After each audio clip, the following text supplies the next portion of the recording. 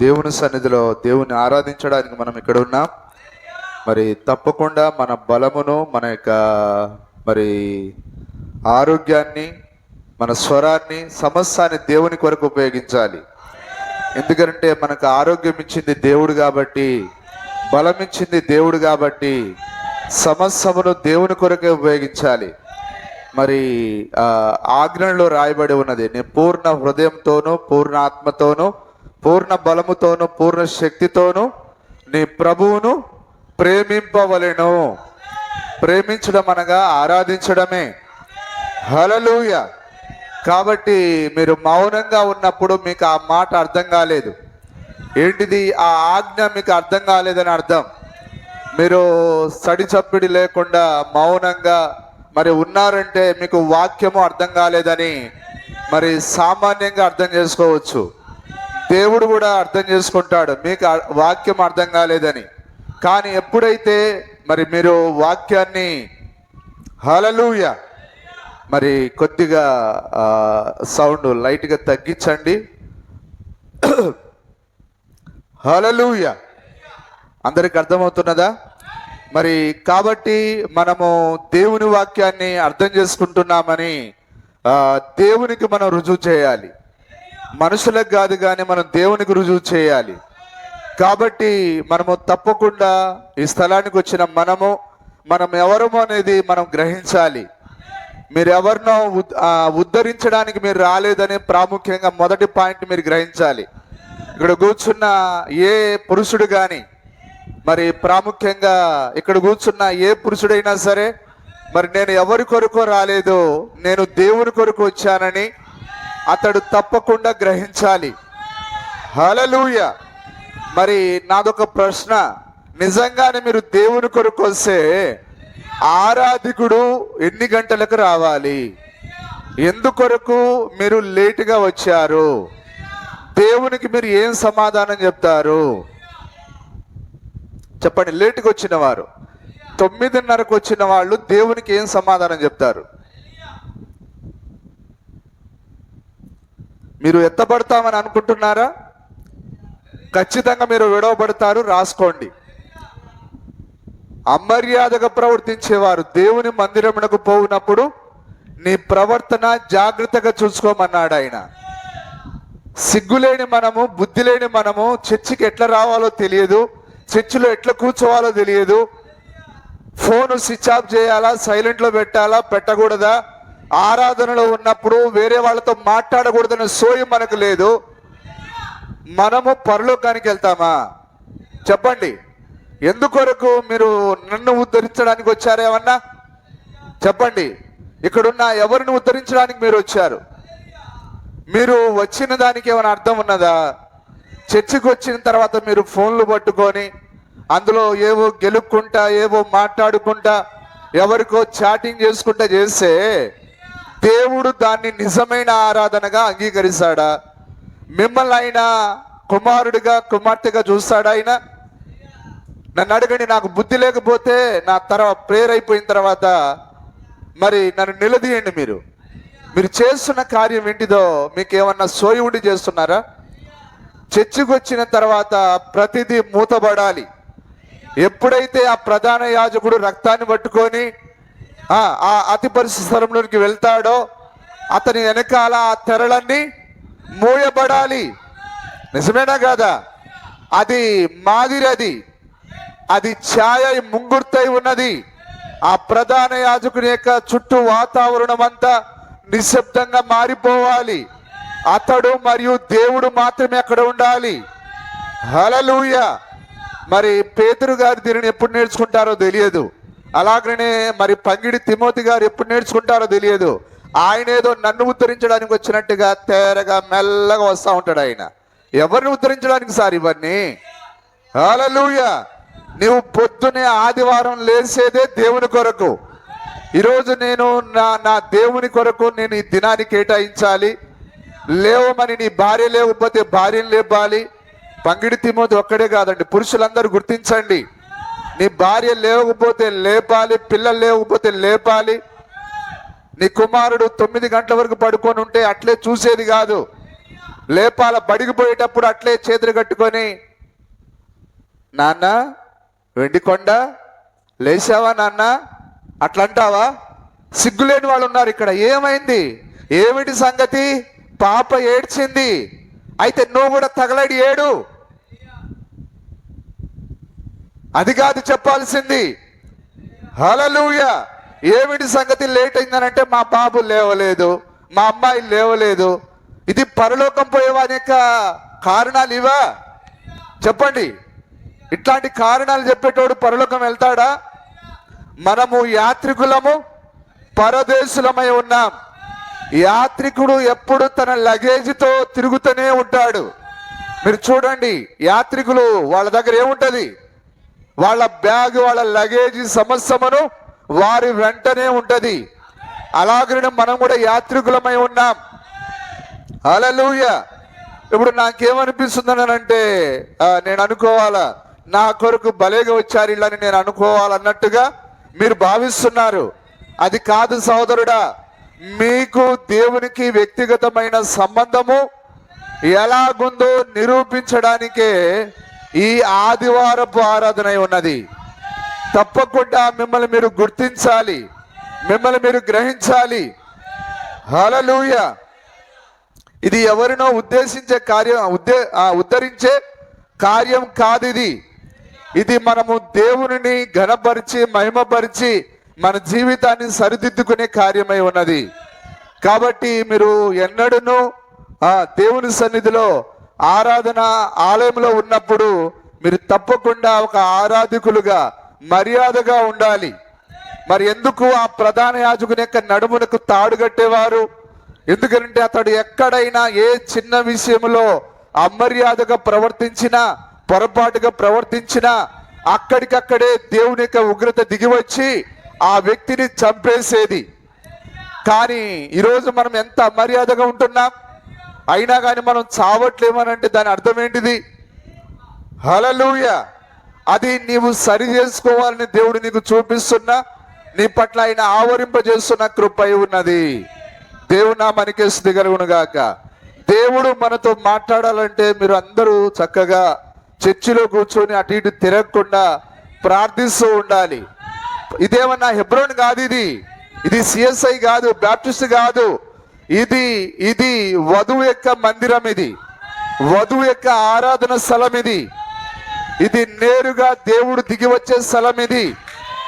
కాబట్టి నీవు వధువని, దేవుని కుమారుడవని, దేవుడు నిన్ను ఎన్నుకున్నాడని, దేవుడు నన్ను ఇక్కడ దృష్టి పెడుతున్నాడని నువ్వు తప్పకుండా గుర్తించాలి.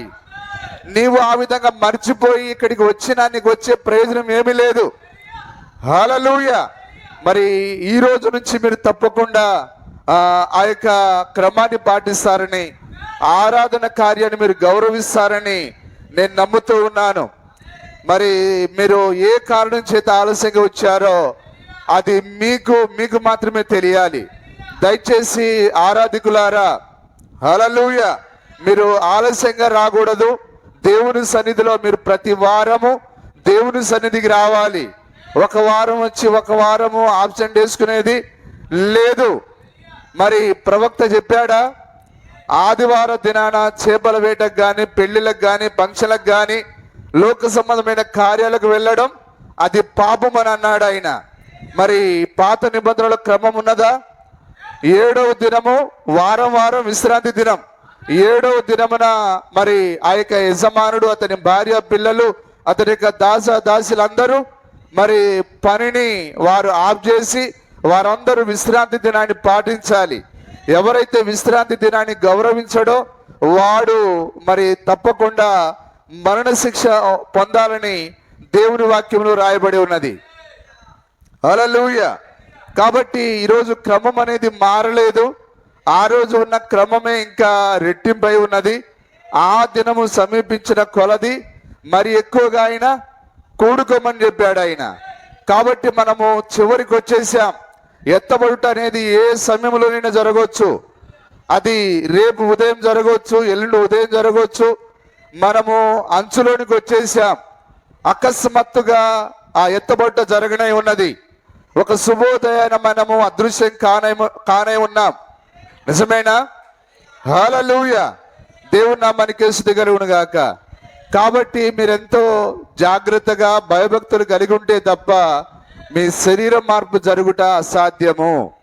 కాబట్టి మనము జాగ్రత్తగా ఉండాలి. మరి మీరందరూ మీ విశ్వాసాన్ని లేదా మీ యొక్క విశ్వాస జీవితాన్ని చక్కగా పరీక్షించుకొని మరి దేవుని యొక్క వర్తమానంతో వాక్యంతో ముందుకు కొనసాగాలని మరి నా యొక్క ఆశ ఉన్నది, నా యొక్క వాంఛ ఉన్నది. దేవుడు మిమ్మల్ని ఆ విధంగా ఆ యొక్క శ్రద్ధలో నడిపించునుగాక, ఆసక్తిలో నడిపించునుగాక. దేవుడు దేవుని యొక్క తన కార్యాల పట్ల మీకు శ్రద్ధను ఆసక్తిని దయచేయునుగాక. హల్లెలూయా. మరి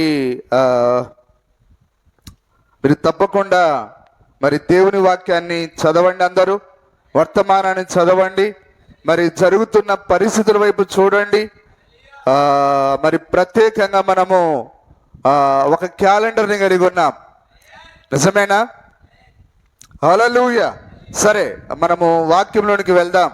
మరి చాలా కార్యాలు నేను రాసుకున్నాను, మరి అవన్నీ మీరు గ్రహించాలంటే మీకు హృదయంలో ప్రార్థించండి. దేవుడు మనందరితో మాట్లాడినట్లుగా లూకా సువార్త 21వ అధ్యాయము 24వ వచనం మరి సంఘ పెద్దలు అంతకుముందే ప్రకటించారు. ఈ బుధవారం మనకు ప్రభురాత్రి భోజనం ఉంటుంది.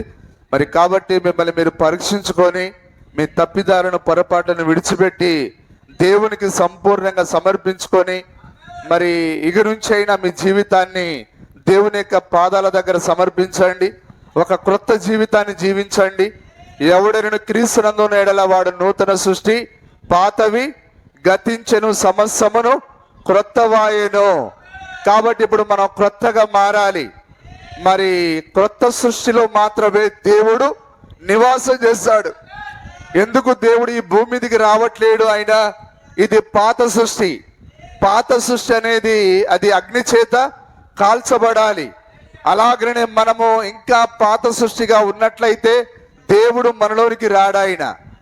ఇప్పుడు మనం కొత్త సృష్టిగా మారాలి. కొత్త సృష్టిగా మారాలంటే మనము దేవునికి సరెండర్ అవ్వాలి. దేవునికి మనల్ని మనము సమర్పించుకోవాలి. ప్రభువా, నా హృదయాన్ని చూడు, నా అంతరంగాన్ని చూడు, నన్ను పరిశోధించు, నీకు ఆయాసకరమైన కార్యం ఏదైనా కలదా అని నన్ను చూడు ప్రభువా అని దావీదులాగా మనం కూడా చెప్పాలి. హల్లెలూయా. మరి ప్రవక్త చెప్పాడా, నా మార్గమును నేను పరిశీలన చేసుకొనగా. ఆయన మార్గంలో ఉన్న ప్రతి రాతిని ఆయన దొర్లించాడు. ఆయన అందులో దాని కింద పాములు, తేళ్లు, ఆ కప్పలు ఏమైనా ఉన్నాయని వాటిని ఆయన దొర్లించుకుంటూ ముందుకు వెళ్ళాడు. ఆయన అంటే రాళ్ళు దొర్లించడం అనగా నువ్వు వెళ్తున్న మార్గంలో నిజంగా ఉన్న రాళ్లను దొర్లించే కార్యక్రమం కాదు అది. రాయిని దొర్లించడం అనగా నీ జీవితాన్ని పరీక్షించుకొనుట. కాబట్టి నీ మార్గాన్ని నువ్వు పరీక్షించుకుంటూ ముందుకు వెళ్ళాలి. దాని కొరకే ఈ ప్రభురాత్రి భోజనము. నెల అయింది కాబట్టి అందరితో పాటు నేను తీసుకుంటానని అనుకొని తీసుకునేది కాదు ఇది. నువ్వు తప్పకుండా నీ జీవితాన్ని పరీక్షించుకోవాలి. నీ మార్గమును నువ్వు పరిశీలన చేసుకోవాలి. హల్లెలూయా. సరే, లూకా సువార్త చదవండి. వారు కత్తివాత కూలుదురు, చెరపట్టబడిన వారై సమస్తమైన అన్యజనముల మధ్యకు పోవుదురు. హల్లెలూయా. ఇక్కడ ప్రభు ఎవరిని గురించి మాట్లాడుతున్నాడు? ఆయన ఇజ్రాయేలు గురించి మాట్లాడుతున్నాడు. ఆయన వారు సమస్తమైన అన్యజనుల మధ్యలోకి వెళ్తారని అన్నాడు. ఆయన ఎవరు? చెప్పండి. ఇజ్రాయేలీలు. నిజమేనా? ఎందుకు ఇజ్రాయేలీలను దేవుడు ఆ విధంగా అంటున్నాడు? ఎందుకంటే ఇజ్రాయేలీలు వారి దినపు వర్తమానాన్ని వారు గుర్తించనందున, వారి మెస్సయ్యను వారు చేర్చుకోనందున, వారు మెస్సయ్య యొక్క సూచనను అంగీకరించనందున దేవుడు వారిని ఏం చేశాడు? వారిని ఆయన శపించాడు. ఆయన నిజమేనా? వారు చెదరగొట్టబడి వారు సమస్తమైన అన్యజనుల మధ్యలోనికి, ఆ ప్రపంచ దేశాల మధ్యలోనికి వెళ్ళిపోతారని ఆయన ముందే చెప్తున్నాడు. ఆయన నిజమేనా? అందుకొరకే ఇజ్రాయేలీలు మరి ఆ యొక్క ఇటలీకి, జర్మనీకి, మరి ఆ యొక్క నానా రకాలైన దేశాలకు వారు చెదిరిపోయి ఉన్నారు. ఆ తర్వాత వారు 1946లో 1947లో 48లో వారు ఆ అన్ని జనుల మధ్యలో ఉన్న ఇజ్రాయేలీలు తిరిగి వారి సొంత దేశానికి రావడం ప్రారంభించారు. హల్లెలూయా. నిజమేనా? ఎంతమందికి తెలిసింది? ఆమేన్. సరే, అదే ప్రకారంగా మనం చూద్దాం. లూకా సువార్త 19వ అధ్యాయము 42 వచ్చిన ఒకసారి చదవండి. 19వ అధ్యాయం 42 వచ్చిన. నీవును ఆ ఈ నీ దినమందైనను ఇప్పుడు ఆయన ఆ యొక్క యెరూషలేము వీధులలో ఉండి ఆ యెరూషలేములో ఉండి మాట్లాడుతున్నాడు ఆయన. ఆ ముందు వచ్చిన కూడా చదవండి. ముందు వచ్చిన కూడా చదవండి. ఆయన పట్టణములకు సమీపించినప్పుడు ఏ పట్టణము? అందరూ వాక్యాన్ని గ్రహించండి. ఏ పట్టణము? యెరూషలేం పట్టణం. ఆయన ఆ యొక్క వారి యొక్క రాజు ఆ యొక్క గాడిదనెక్కి సియోను కుమారి ఇదిగో నీ రాజు నీ యొద్దకు వస్తున్నాడనే ప్రవచనం ఉన్నది అక్కడ. ఆ జకరియా ప్రవచనం ప్రకారంగా ఆయన భారవాకం ఎక్కి ఆ గాడిద పిల్లనెక్కి ఆయన ఆ యెరూషలేం పట్టణానికి వస్తున్నాడు. ఆయన వారి యొక్క రాజు ఆ గాడిద పిల్లనెక్కి వారి దగ్గరికి వస్తాడని ప్రవచనం చెప్పింది. అయినా కానీ వారి యొక్క రాజు, ఇజ్రాయేల్ యొక్క రాజు ఎవరు? యేసుక్రీస్తే ఇజ్రాయేల్ యొక్క రాజు అయి ఉన్నాడు. వారి కళ్ళ ఎదుట ఆయన బహిరంగంగా ప్రదర్శింపబడ్డాడు. ఆయన ఆ లేఖనాలు వారి కళ్ళ ఎదుట నెరవేర్పు జరిగాయి. కానీ వారు ఆ లేఖనాలను చూడలేకపోయారు. ఈరోజు మనం కూడా అలాగనే ఉన్నామేమో. ఈరోజు మన కళ్ళ ఎదుట లేఖనాలు నెరవేర్పు జరుగుతున్నాయి. నిజమేనా? ఈరోజు ఆ యొక్క ఇజ్రాయెల్ చుట్టుపక్కల ఉన్న ఆ ఇరాన్ కానీ ఆ హమాస్ వాళ్ళు కానీ మరి ఆ యొక్క ఇజ్రాయెల్ పైన దాడి చేయడానికి ప్రయత్నం చేస్తున్నారు. అదేంటిది? అది మన దినపు వాక్యము రుజువై ఉన్నది. మన కళ్ళ ఎదుట లేఖనములు రుజువు చేయబడుతున్నాయి, నెరవేర్పు జరుగుతున్నాయి. అంటే అక్కడ నెరవేర్పు జరుగుతున్నది అంటే మనము ఇక్కడ మనము తయారవ్వాలి, మనము సిద్ధపడాలి. ఎందుకనంటే ఆ యేసేపు ఆ యొక్క తన యొక్క అన్నలకు బయలుపరుచుకునే సమయం అదే. హల్లెలూయా. ఈరోజు ఇజ్రాయేలు ఆ విధంగా పక్క దేశాలపైన యుద్ధాన్ని ప్రకటించిందనంటే ఆ గొప్ప యేసేపు, ఆ రోజు ఆ భౌతికమైన యేసేపు తన అన్నలకు బయలుపరుచుకున్నాడా? ఆ చిన్న బెన్యామీనుకి ఆయన బయలుపరుచుకున్నాడా? అలాగనే ఈ రోజు మన ప్రభు అయిన యేసుక్రీస్తు అనే యేసేపు ఆ చిన్న బెన్యామీనుకు, ఆ చిన్న తన యొక్క సహోదరులకు ఆయన తన్ను తాను బయలుపరుచుకునే సమయము ఆసన్నమైనది. అంటే ఆయన తన సహోదరులకు ఆయన బయలుపరుచుకోవాలంటే ఆయన వధువు భూమి మీద ఉండకూడదు. ఆ రోజు ఆ యొక్క ఐగుప్తులో ఉన్న యోసేపు యొక్క వధువు ఎక్కడున్నది? ఆయన తన్ను తన అన్నలకు బయలుపరుచుకున్నప్పుడు, తన సహోదరులకు బయలుపరుచుకున్నప్పుడు ఆ వధువు ఎక్కడున్నది? ఆమె అంతఃపురంలో రాజభవనంలో ఉంది. ఏందయ్యా ఇది? ఎక్కడి లేనివని మమ్మల్ని అడుగుతావు. ఆమె ఎక్కడిది? మేమెప్పుడు చూసినాం? ఆమె ఎక్కడో ఉంటే మమ్మల్ని ఆమె ఎక్కడుందని అడుగుతారు. హల్లెలూయా. అయితే నువ్వు వధువు అయితే నీకు అర్థమవుతుంది. హల్లెలూయా. నిజమేనా? యోసేపు తన భార్య బిడ్డలను ఆయన అంతఃపురంలో ఉంచి ఆయన తన అన్నలకు బయలుపరుచుకున్నాడు ఆయన. హల్లెలూయా. ఇప్పుడు ఆ రంగము సిద్ధమవుతూ ఉన్నది. ఏ రంగము? ఆయన తన సహోదరులకు తన్ను తాను బయలుపరుచుకునే ఆ రంగము సిద్ధమవుతూ ఉన్నది.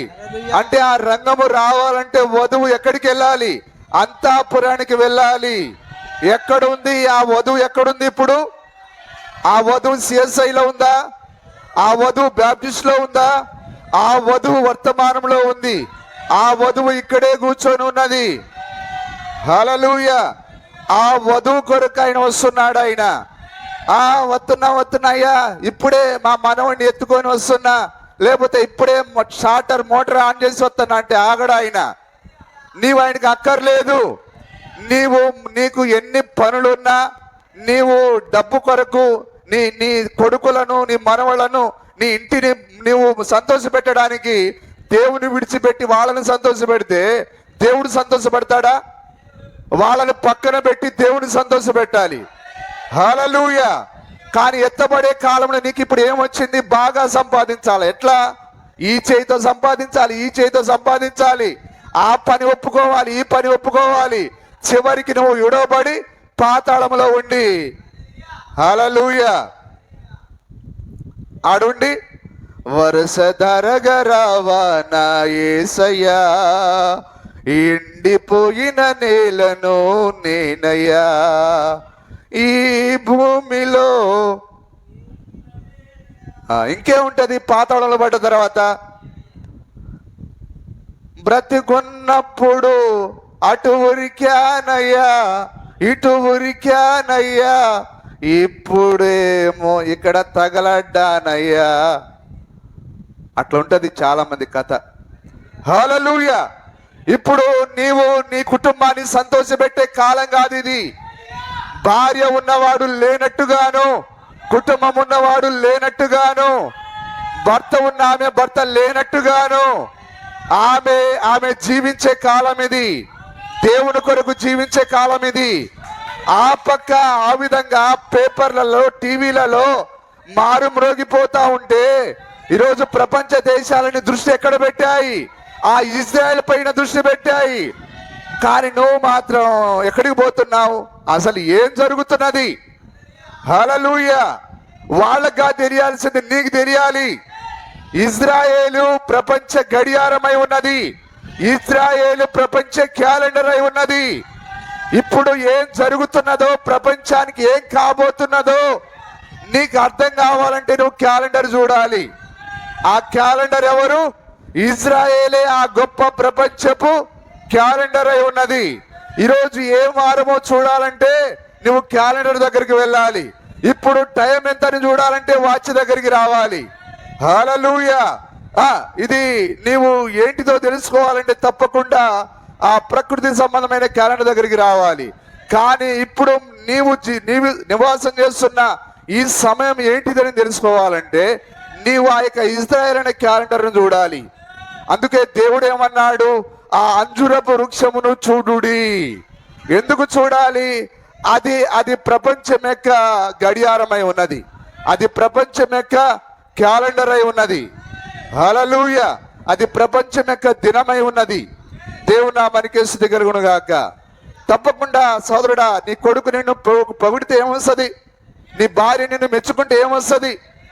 కానీ నిన్ను నువ్వు మెచ్చుకుంటే నీకేమొస్తుంది? ఈరోజు లోకంలో మనం చూస్తాం, వాడు వీడిని పొగడడం, వీడు వాడిని పొగడడం, ఒకరినొకరు మెప్పుకోలు పొందుతున్నారు.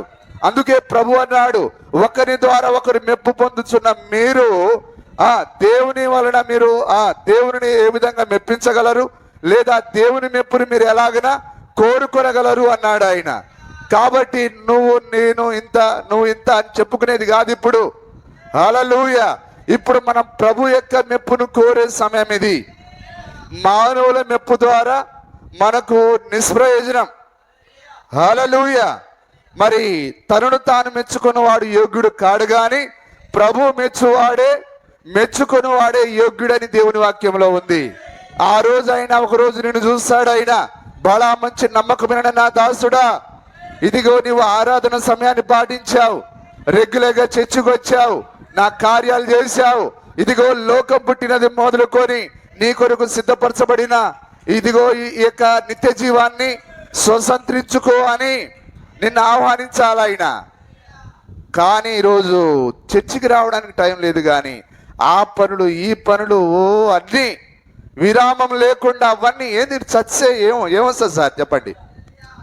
నీలాంటి వాళ్ళు ఎంతమంది వచ్చారు ఈ భూమి పైన? ఉన్నారా? వాళ్ళు ఉన్నారా?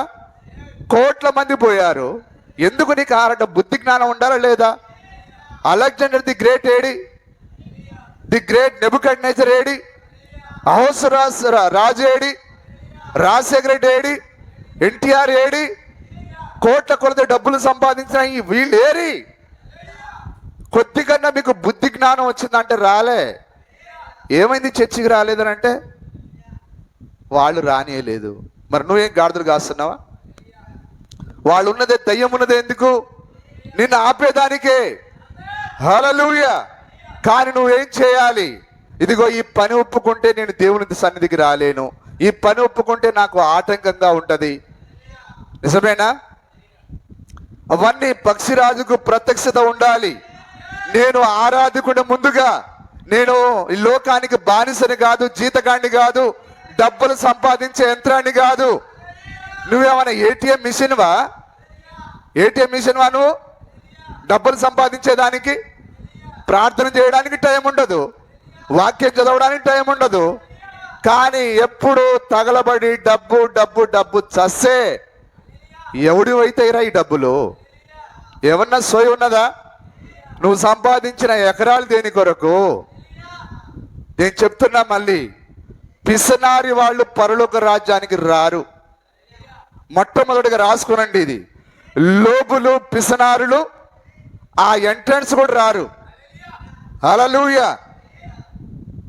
పాతాళంలో పడేటప్పుడు సాతానుడు అక్కడ పడుకొని ఎగిరి ఒకటి అంటాడు, నిన్ను దరిద్రుడా, పిసనారుడా, ఇక్కడికి ఎందుకు వచ్చినవురా అంటాడు వాడు.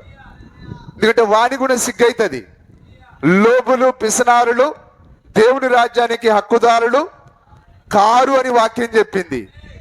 దేవునికి ఎక్కడ ఇవ్వాలో అక్కడ ఇవ్వడం మనకు రాదు. మరి అవన్నీ ఏం చేసుకుంటారో నాకు అర్థం కాదు. లేని వాళ్ళ గురించి కాదు, ఉన్న వాళ్ళ గురించి నేను మాట్లాడుతున్నా. అంటే నాకు ఇవ్వమని నేను అడగట్లేను, కానీ దేవుడు ఎక్కడైతే అడుగుతున్నాడో అక్కడ నువ్వు తప్పకుండా ఇవ్వాలి. దేవుని నామానికి స్తుతి మహిమ కలుగును గాక. ఆ పిసినారి, ఆ లోబితనము నిన్ను అగ్నిగుండానికి తీసుకుని వెళ్తుందని వాక్యం చెప్పింది. నేను చెప్పట్లేను, వాక్యంలో ఉందా లేదా? ఎంతమంది చదివారు ఆ మాటను? హల్లెలూయా. దేవుని నామానికి స్తుతి కలుగును గాక. మరి జక్కయ్య పిసినారి వాడేనా? జక్కయ్య లోబి అయినా? కానీ ఎప్పుడైతే అతని హృదయంలోనికి యేసుక్రీస్తు వచ్చాడో అతని యొక్క దొంగతనపు మనసు మారిపోయింది, ఆ పిసినారి మనసు మారిపోయింది, ఆ లోబత్తపు మనసు మారిపోయింది. ఇప్పుడు ఆయన కొత్త సృష్టిగా మార్చబడ్డాడు. ఆయన ఎప్పుడైతే ఆ పాపాత్మురాలైన ఆ స్త్రీ, నిజమేనా, ఆ సీమోన్ ఇంట్లో ఆయన కూర్చొని ఉన్నాడు. ఆయన ఆమె తనకున్న డబ్బునంతా ఎవరి కొరకు పెట్టింది? డబ్బును పెట్టుబడి పెట్టింది. పాపము క్షమించబడిన వారు దేవుని కొరకు ఖచ్చితంగా తమ ధనాన్ని ఉపయోగిస్తారు. సోయి ఉన్నదా కొద్దిగన్నా? హల్లెలూయా. ఏమన్నా అంటే నిజంగానే నీ కుటుంబంలో ఏదన్నా, అందరు జాగ్రత్త వినండి, ఇవి ఏమంటారంటే గోల్డెన్ నగెట్స్, ఇవి విలువైన మాటలు ఇవి. హల్లెలూయా. దేవుని నామానికి మహిమ కలుగును గాక. ఒకవేళ నీ కుటుంబంలో ఏదైనా జరగరానిది జరిగితే పాస్టర్ని అడుగుతున్నావే తప్ప, యోబు తన కుమారుడు చనిపోయినప్పుడు, కుమార్తెలు చనిపోయినప్పుడు, ఆశపోయినప్పుడు ఎవరిని అడిగాడు? యెహోవా ఇచ్చాను. అట్లాంటి వాళ్ళు ఉన్నారా ఇక్కడ? ఒక్కరు కూడా రారు. ఏదైనా జరిగిందా? మేము వర్తమానం ఏమో, మాకి అన్ని జరుగుతున్నాయి. సిగ్గుండాల మాట్లాడడానికి. యోబు అన్నాడు అట్లా? దావీదు అన్నాడా? దావీదేమన్నా సొంత కుమారుడే సింహాసనాన్ని లాక్కున్నాడు. ప్రభువా, నేనెంత నీతిమంతుడను, ఎంత భక్తిపరుడను, నా గురించి నువ్వే సాక్ష్యం ఇచ్చావు, నా హృదయానుసారుడని. ఏంటిది నాకు జరుగుతున్నది? నా సొంత కుమారుడు నన్ను తరిమేశాడు, నేను అడవులలో తిరుగుతున్నాను అన్నాడా? దేవుడే ఆ విధంగా అనుమతినిచ్చాడు. నా జీవితం అలాగా ఉండాలని దేవుడు నిర్ణయిస్తే. హల్లెలూయా. గ్రహించండి పురుషులారా, ఈ రోజు నుంచి మీరు తప్పకుండా మారాలి. అరే సిగ్గుందా కొద్దిగన్నా? ఇన్ని సంవత్సరాలైనా ప్రార్థన చేయడం రాకపోతే ఎందుకు సారి భక్తి చేసి ఎందుకు? యూదా హిజ్జత్కి అది చెప్పకూడదులేండి. ప్రార్థన చేయడం రాకపోతే మీరు చేస్తున్న భక్తి ఏంటిది? ఉన్నారా? తల్లిదండ్రులు బిడ్డల్ని పంపిస్తే టీచర్ని నిలదీస్తారు. మా ఓనికి ఏబిసిడీలు రావట్లేదు, వాళ్ళు రావట్లేదు. మీరు ఏం చేస్తున్నారండి? గాడిదలు కాస్తున్నారా? మేము ఎంతెంత ఫీజులు కడుతున్నాం, మరి మీరేం చేస్తున్నారు? ప్రార్థన నేర్చుకోవాలని సిగ్గుసరం లేదా? హల్లెలూయా. మన ప్రార్థనా జీవితం ఎప్పుడు మారుతుంది? నిజమేనా కదా? ఎంతో కాలం నుంచి వచ్చింది కాదు మన ముఖ్యం. అందుకొరకే తల్లిదండ్రులు ఆ గ్రహింపు లేకుండా వస్తున్నారు. నిజంగా మీకు వాక్య గ్రహింపు ఉంటే మీ బిడ్డలకు ప్రార్థన నేర్పించరా? తల్లి నేర్పించదా? తండ్రి నేర్పించడా? నేను వారి చెడిపోవాలని, మిమ్మల్ని ఎవరు చెడిపోవాలని నేను మాట్లాడలేను. మీరు సరిదిద్దబడాలి.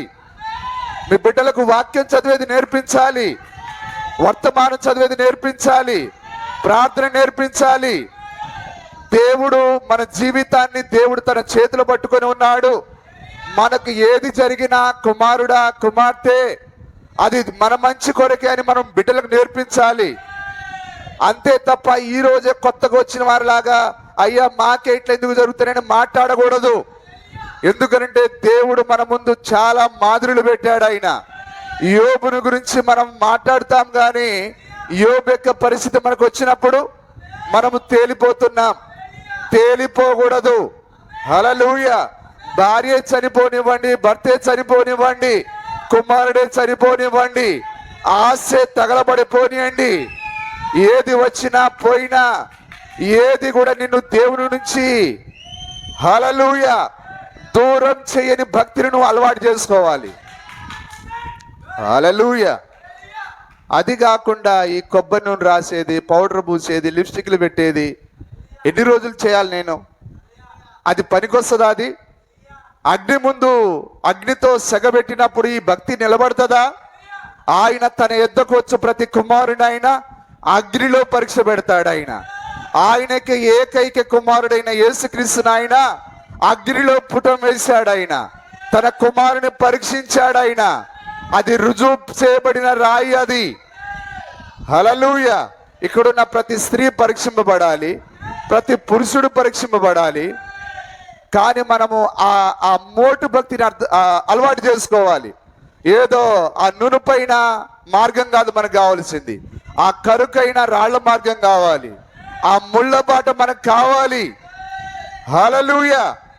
సోదరులారా, తప్పకుండా ఈ రోజు నుంచి ప్రార్థన నేర్చుకోండి.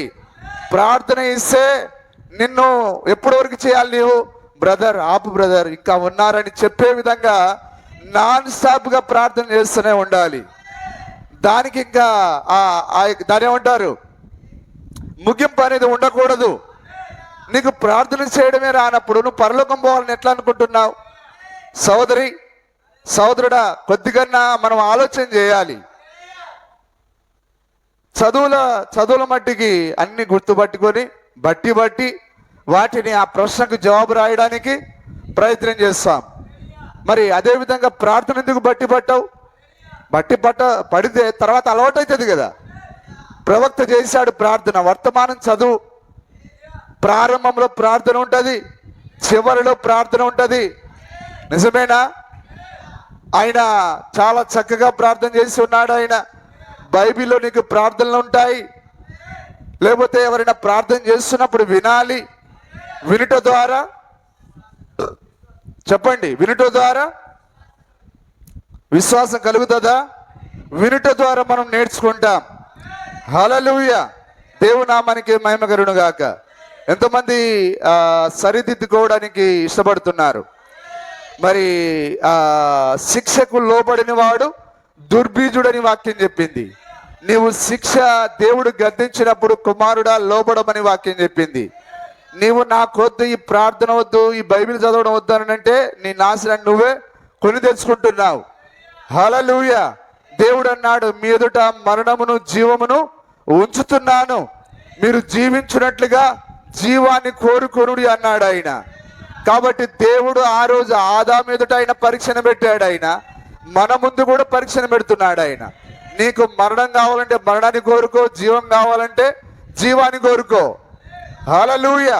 జీవం ఎక్కడున్నది? వాక్యం చదవడంలో జీవం ఉన్నది, వర్తమానం చదవడంలో జీవం ఉన్నది, ప్రార్థన చేయడంలో జీవం ఉన్నది, చర్చికి రావడంలో జీవం ఉన్నది. కానీ నీవు ప్రార్థన చేయకుండా బైబిల్ చదవకుండా ఆ లోకంతోనే గడిపినప్పుడు నీకు మరణం ఉన్నది. కాబట్టి మరణమా జీవం అనేది నీవే ఎన్నుకోవాలి. హల్లెలూయా. ఒక వధువుని ఎంచుకొనుట. నిజమైన ప్రవక్త చెప్పాడా? ఆ యొక్క బాలిక నీకు సరైన జోడి కాదని నీకు తెలిసినా కానీ ఆ బాలికను ఎందుకు చేసుకున్నావనుకో ఆ తప్పిదము నీదే సోదరుడు అన్నాడు ఆయన. అలాగనే స్త్రీలతో ఏమన్నాడు ఆయన? బాలికలతో ఏమన్నాడు ఆయన? సోదరి, ఆ బాలుడు యవ్వనస్తుడు నీకు సరైన జోడి కాదు, నీకు తగిన వాడు కాడని తెలిసి ఉండి నువ్వు తెలిసి అతను నువ్వు పెళ్లి చేసుకున్నావా, దాని తర్వాత సంభవించే ఆ కార్యాలకు నీవే బాధ్యురాలు అని అన్నాడు ఆయన. కాబట్టి ఇవన్నీ మనము ప్రార్థన పైన జరిగించాలి, మోకాళ్ళ పైన జరిగించాలి. హల్లెలూయా. ఈరోజు చాలా మంది బాలికలకు ప్రార్థన చేయడం రాదు, కానీ వాళ్ళు ఎక్కడో ఊహల లోకంలో సంచరిస్తారు. కానీ పౌలు గారు పాడుతాడు ఆయన, ఇది ఊహల లోకం కానే కాదు, అది మేఘాల లోకం అనే కాదు. మేఘాలలో గాలి మెడలు కట్టకూడదు, మనం వాస్తవంలోనికి రావాలి. దేవుని నామానికి స్తుతి కలుగును గాక. కాబట్టి నీకు చక్కని భర్త కావాలంటే మోకరించి ప్రార్థన చేయి. మంచి భార్య రావాలంటే, నీ సరైన జోడి నీకు రావాలంటే నువ్వు తప్పకుండా ప్రార్థన చేయాలి. హల్లెలూయా. మరి ఆ రోజు ఆ పెళ్లిలు ఏ విధంగా నిర్ణయించబడ్డాయి? ప్రార్థనల పైన. నిజమేనా? ఈరోజు కూడా అదే విధంగా జరగాలి. దేవుని నామానికి స్తుతి కలుగును గాక. దేవుడు ఏది చూపిస్తే అది చేసుకుంటాను అనే విధంగా నీవు ఉండాలి. దేవుని పైన ఆధారపడాలి. దేవుని నామానికి స్తుతి కలుగును గాక. కానీ ఈరోజు మన భక్తి ఎట్లుందనంటే అసలు అనుభవమే లేదు మనకు. ఎవరైనా వచ్చి మనకు సలహా అడిగితే ఒక్కరు కూడా ఒక్క సలహా ఇవ్వరు. ఇంతకాలం ఇతను సీనియరు, నేను ఇప్పుడే కొత్తగా వస్తున్నాను బ్రదర్, మరి ఈ విధంగా సమస్య వచ్చింది, నేనేం చేయాలి? నీకు ఆల్రెడీ అనుభవం ఉంటే నువ్వు చెప్పగలుగుతావు. మరి నువ్వు ఏదైనా సలహా ఇవ్వకపోతే ఆడు కొత్తగా వచ్చినాడు ఏమనుకుంటాడు, వీడు ఇంతకాలం చర్చికి వచ్చి ఏం నేర్చుకున్నాడు, వీడికున్న బుద్ధి జ్ఞానం ఏంటిది, వీనిక అనుభవపూర్వకమైన భక్తి ఏది అని అనుకుంటాడు అనుకోడా. తప్పకుండా సంగమ అనుభవం అనేది కావాలి. హల్లెలూయా. మరి పౌలు గారు అన్నాడా? ఏమన్నాడు ఆయన? నేను క్రీస్తును పోలి నడిచిన ప్రకారం మీరు, మాట రాదేందండి, నేను క్రీస్తు పోలి నడిచిన ప్రకారం నన్ను పోలి నడుచుకొనుడి. ప్రవక్త తన అడుగుజాడలను విడిచిపెట్టిపోయాడా? ప్రవక్త ఎందుకు మనం ప్రవక్త అంతగా ఇష్టపడుతున్నాం? ఎందుకంటే ఆయన చక్కని జీవితాన్ని ఆయన జీవించాడు. ఆయన ఏ పాస్టర్ని మీరు అడగండి వర్తమానంలో, మరి ఆ యొక్క ప్రవక్తకు కనెక్ట్ అయ్యే విధంగా ప్రవక్త దగ్గరికి మనల్ని ఆకర్షించినది ఏంటిది? ప్రవక్త యొక్క ఆ మంచి జీవితం, ఆ యథార్థమైన జీవితం. అతని జీవితంలో ఎక్కడ కూడా ఎలాంటి పొరపాటు లేకుండా, మోసం లేకుండా, ఎక్కడ దగా లేకుండా చక్కని జీవితాన్ని జీవించాడు ఆయన. హల్లెలూయా. ఈరోజు మరొక విషయం చెప్పాలంటే, దొంగలందరూ వర్తమానంలో సేవకులుగా అయ్యారు. డబ్బు కొరకు ఆశ కలిగిన వారు పాస్టర్లు అయ్యారు. పుల్పిడి దగ్గర నిలబడే వానికి లోబత్వం ఉండకూడదు, పిసినాడితనం ఉండకూడదు, అబద్ధాలు ఆడేది ఉండకూడదు. కానీ ఈరోజు వర్తమాన పాస్టర్లు పుల్పిటి వెనకాల నిలబడి డబ్బును కప్పిపుచ్చే మాయ మాటలు చెప్తూ ఉన్నారు. హల్లెలూయా. పులిపిడి దగ్గర నిలబడి నాకు ఉల్లిగడ్డలకు లేవు, కేకులకు డబ్బులు లేవు, ఇంట్లో వెళ్ళట్లేదని చెప్పేవారు వర్తమాన సేవకులుగా చలామణి అవుతున్నారు. హల్లెలూయా. తప్పుడు దర్శనాలు చెప్పేవారు, తప్పుడు కలలు చెప్పేవారు వర్తమాన సేవకులుగా. హల్లెలూయా. నేను అంటాను చాలా మందితో, ఎందుకంటే నాకు తప్పిదాన్ని సహించేది అసలు ఇష్టం ఉండదు. ఈయనే పాస్టర్ అండి, మా సంఘ పెద్ద ముందు నిలబెడితే అసలు నిలబడలేడినా అని అంటాను నేను. హల్లెలూయా. ఎందుకంటే మా విశ్వాసులకున్న ధైర్యం లేని ఇతడు ఏ విధంగా సేవకుడయ్యాడు? డబ్బుల కొరకు యాచన, డబ్బుల కొరకు అడుక్కోవడం, అది సరైన పద్ధతేనా? హల్లెలూయా. దేవుని నామానికి స్తుతి మహిమ కలుగును గాక. డబ్బుల కొరకు కాదు ఇది సేవ. దేని కొరకు ఇది? మనము నిత్య జీవాన్ని సంపాదించుకునేదానికి, డబ్బులు పోగు చేసుకునేదానికి మనము దీంట్లోకి రావాల్సిన అవసరం లే. హల్లెలూయా. సరే, మరి ఈ వాక్యం ఆగిపోతున్నది. సరే, చదవండి సార్. ఆయన పట్టణమునకు సమీపించినప్పుడు దానిని చూసి దాని విషయమై ఏడ్చి ఇప్పుడు ఉన్నారా? ఇప్పుడు మనము యేసుక్రీస్తుతో పాటు ఎక్కడున్నాం? ఆ యెరూషలేములో ఇప్పుడు ఉన్నాం మనం. నిజమేనా? ఆ యెరూషలేముకి మనం సమీపిస్తున్నాం. నీవును ఈ నీ దినమందైనను నీవును నీ దినమందైనను. ఆయన ఎవరితో మాట్లాడుతున్నాడు? ఇజ్రాయేలులతో మాట్లాడుతున్నాడు. నీవును ఈ నీ దినమందైనను. మెస్సయ్య వారి గడియ యొక్క వర్తమానికుడు. ఆయన వారి యొక్క ఆ గడియ వర్తమానము ఆ మెస్సయ్యాయే. యేసుక్రీస్తే వారి యొక్క వర్తమానమై ఉన్నాడు. అందుకొరకు యేసుక్రీస్తు ఏమంటున్నాడు? నీవును ఈ నీ దినమందైనను ఈ నీ దినమందైనను. అందుకొరకే ప్రవక్త ఒక వర్తమానం బోధించాడు. నీ దినమును దాని వర్తమానమును గుర్తించుట. అంటే పేర్లు చెప్పట్లేదంటే ఈ వర్తమానం చదవలేదని అర్థం. నీ దినమును దాని వర్తమానమును గుర్తించుట. మరి ఇజ్రాయేలీలు ఆ యొక్క అన్యజనుల మధ్యలోనికి ఎందుకు చెదిరిపోయారు? దేవుడు వీరిని ఎందుకు ఆ యొక్క శత్రువుల చేతికి అప్పగించాడు?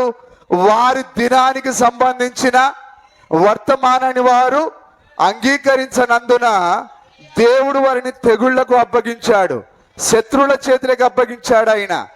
హల్లెలూయా.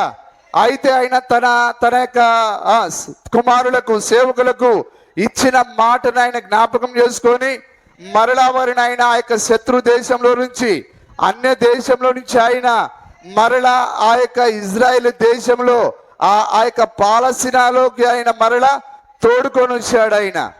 సరే, ఇక్కడ ఇది అర్థం చేసుకోనండి. నీవును ఈ నీ దినమందైనను సమాధాన సంబంధమైన సంగతులను తెలుసుకుని ఎడల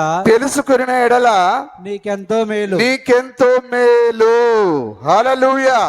ఆ రోజు ఇజ్రాయేలుకి ఎట్లయితే దేవుడు మరి ఒక వర్తమానంతో ఆయన వారి దగ్గరికి దిగి వచ్చాడో, అదే విధంగా ఈ కాలాన్ని కూడా ఒక వర్తమానంతో దిగి వచ్చాడు. నీవును నీ దినమును దాని వర్తమానమును గుర్తించుము. ఇప్పుడు ఈ లోకం గుర్తిస్తున్నదా? దాని దినాన్ని గుర్తించట్లేదు.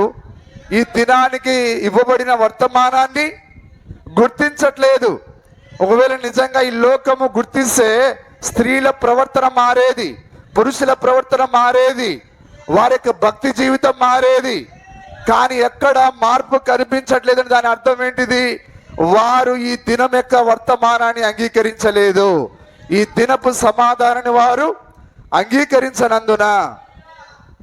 హల్లెలూయా. కానీ ఇప్పుడు అవి నీ కన్నులకు మరుగు చేయబడి ఉన్నవి. నీ కనులకు ఇప్పుడు అవి మరుగు చేయబడి ఉన్నవి.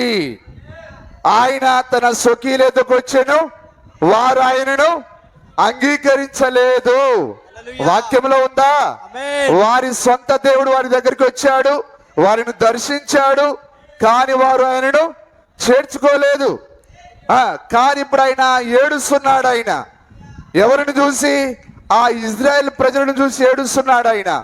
ఎందుకు? వారి పైకి వచ్చే ఆ భయంకరమైన ఉపద్రవాన్ని చూసి, ఆ యొక్క వచ్చే ఆ భయంకరమైన రాజు, ఆ సైన్యాధిపతి, ఆ టైటస్ ఆ యొక్క స్త్రీల యొక్క గర్భాలను చీల్చి ఆ బిడ్డలను ఏ విధంగా మరి ఆ హతం చేయబోతున్నాడో, వారి రక్తాన్ని ఏ విధంగా ఏరులుగా ప్రవహింపచేయనై ఉన్నాడు, అవన్నీ చూస్తున్నాడు ఆయన. వాటిని చూసి ఆయన ఏడుస్తూ ఉన్నాడు ఆయన. అదే ప్రకారంగా ఈ దినములో ఇప్పుడు ఆయన మరలా ఏడుస్తూ ఉన్నాడు ఆయన. ఎందుకనగా లోకము పూర్తిగా గుడ్డిదైపోయింది. ఈ కాలానికైనా తన ప్రవక్త ద్వారా ఈ ప్రపంచాన్ని ఆయన దర్శించి ఉన్నాడు ఆయన. ప్రవక్త ద్వారా దేవుడు ఈ లోకాన్ని దర్శించాడు ఆయన. కానీ లోకము ఏ మాత్రము చూడలేకుండా ఉన్నది. అందుకొరకే దేవుడు దీనిపైన నేర స్థాపన చేస్తున్నాడు.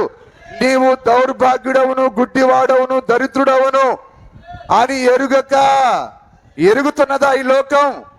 ఈ కాలం ఎరుగుతున్నదా? ఈ ప్రజలు ఎరుగుతున్నారా?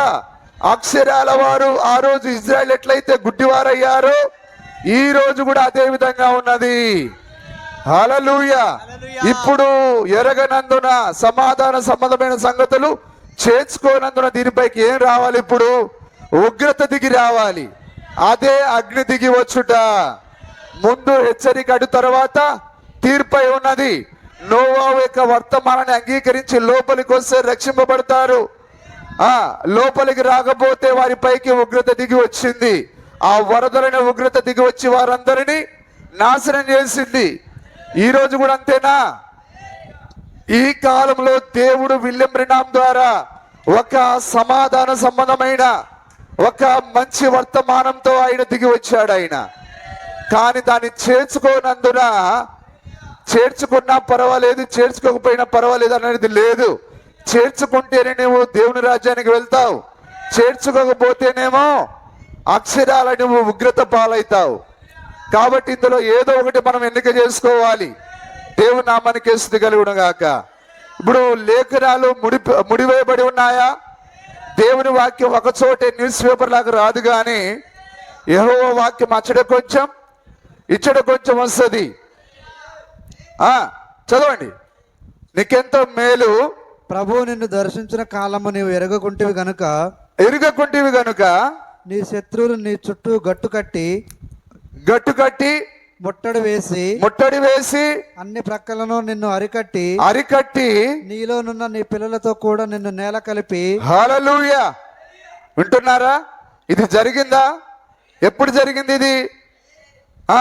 క్రీస్తు శకం 78లో, లేకపోతే ఆ 70వ సంవత్సరం తర్వాత టైటస్ అనే ఆ సైన్యాధిపతి వచ్చి మరి ఇదంతా జరిగించాడా? ప్రభు చెప్పాడంటే అక్షరాలు అది జరిగి తీరాల్సిందే. హల్లెలూయా. దేవుని నామానికి మహిమ కలుగును గాక. చూడండి, చదవండి. నీ శత్రువులు నీ చుట్టూ గట్టు కట్టి ముట్టడి వేసి అన్ని ప్రక్కలను నిన్ను అరికట్టి నీలోనున్న నీ పిల్లలతో కూడా నిన్ను నేల కలిపి నీలో రాతి మీద రాయి నిలిచి ఉండని ఈయన దినములు వచ్చుచున్నవని చెప్పాను. హల్లెలూయా. దేవుని నామానికి మహిమ కలుగును గాక. అందరూ చక్కగా వాక్యాన్ని గ్రహిస్తున్నారా? మరలా దేవుడు మరి అన్ని జనుల కాలాన్ని ఆ రోజు ఆయన చివరిగా తన యొక్క సొంత ప్రజలను ఇజ్రాయేలును ఆయన దర్శించాడు. ఆయన మనిషి కుమారుడిగా దర్శించాడు. ఆయన మరలా చివరిగా ఆయన ఈ యొక్క అన్ని జనుల యుగాన్ని ఆయన మరలా ఆయన మనిషి కుమారుడిగా దర్శించాడు. ఆయన ఆ మనిషి కుమారుడి యొక్క ప్రభావము కనిపించిందా? ఇదిగో మనిషి కుమారుడు మరలా ప్రత్యక్షం అవుతాడని వాక్యం చెప్పిందా? నోవాహు దినములో జరిగినట్టు మరలా ఎక్కడ జరిగింది సార్ ఇవన్నీ? మనిషి కుమారుడు ప్రత్యక్షమయ్యాడా? అదే కాలంలో మనమున్నాం. ఆ వర్తమానంతో దిగి వచ్చాడు ఆయన. మనిషి కుమారుడు మరలా అన్ని జనుల కాలానికి ఆయన తన్ను తాను బయలుపరుచుకున్నాడు ఆయన. ఆ మాట ఉందో లేదో చూడండి. లూకా సువార్త 17:26 చదవండి. 17:26 చదవండి. లోతు దినములో జరిగినట్టును జరుగును. జనులు తినుచు త్రాగుచు కొనుచు అమ్ముచు నారు నాటుచు ఇండ్లు కట్టుచు నుండిరి. అయితే లోతు సొదొమ విడిచిపోయిన దినమున లోతు దినములో ఏం జరిగింది? అక్కడ ఒక మనిషి కుమారుడు ఉన్నాడు. లోతు దినములో ఎవరు? మనిషి కుమారుడు. అబ్రహాము ఒక మనిషి కుమారుడు. అలాగనే ఆయన కూడా మనిషి కుమారుడిగా దిగి వచ్చాడు. ప్రభువే అబ్రహాం దగ్గరికి దిగి వచ్చాడు. లోతు దినములలో దేవుడు మనిషి కుమారుడికి ప్రత్యక్షమయ్యాడా? అబ్రహాం దగ్గరికి దిగి వచ్చాడా? మరలా అవే సూచనలు జరుగుతాయని చెప్పాడు ఆయన. మరలా దేవుడు ఒక ప్రవక్త ఉన్నాడా? ఇప్పుడు విలియం బ్రెన్హామ్ ఈ కాల ప్రవక్తనేనా? దేవుడు మరలా మనిషి కుమారుడిగా ప్రవక్త దగ్గరికి వచ్చాడా? ఈ లోకాన్ని దర్శించాడు ఆయన. అదే లోతు దినములో జరిగినట్లుగా లోతు దినంలో ఏం జరిగింది? అగ్ని గురిచేది ఒకటే కాదు, మనిషి కుమారుడు కూడా దిగి వచ్చాడు. అక్కడ అగ్ని కురవడానికి ముందుగా మనిషి కుమారుడు మరలా మనిషి కుమారుని గెలుచుకొనుట. హల్లెలూయా. నిజమేనా? వాక్యాన్ని గ్రహిస్తున్నారా? లోతు దినములో జరిగినట్టు చదవండి. అయితే లోతు సొదొమ విడిచిపోయిన దినమున ఆకాశము నుండి అగ్ని కందకములు కురిసి. ఎప్పుడు కురిసింది? లోతు ఎప్పుడైతే సొదొమను విడిచాడో అప్పుడు అగ్ని కందకాలు కురిశాయి. ఎప్పుడైతే వధువు ఈ భూమిని విడిచి ఆకాశానికి వెళ్ళిపోతుందో అప్పుడు అగ్ని కురిసి ఈ భూమిని నాశనం చేస్తుంది. అదే సమయంలో మనం ఉన్నాం. ఆ అంజురపు వృక్షమును చూడుడి అన్నాడు ఆయన. హల్లెలూయా. ఎవరైనా మొన్న ఒక ఆయన చనిపోయాడు, నసరుల్లానా పేరు అదే కావచ్చు, హెజ్బుల్లా నేత. సరే ఏదో ఒక పేరు, దేవుని నామానికి మహిమ కలుగును గాక. మరి ఎందుకు వాళ్ళు ఇజ్రాయెల్ పైన, అది చిన్న దేశం, అది మన తెలంగాణ జనాభా దగ్గర 4 కోట్లు అయితే ఇజ్రాయెల్ యొక్క జనాభా కేవలం 1 కోటి మంది లోపే ఉంటారు. ఉన్నారు ఇక్కడ? మాకు ఎంతమంది అయితే మాకేంటి సార్, అదే కదా.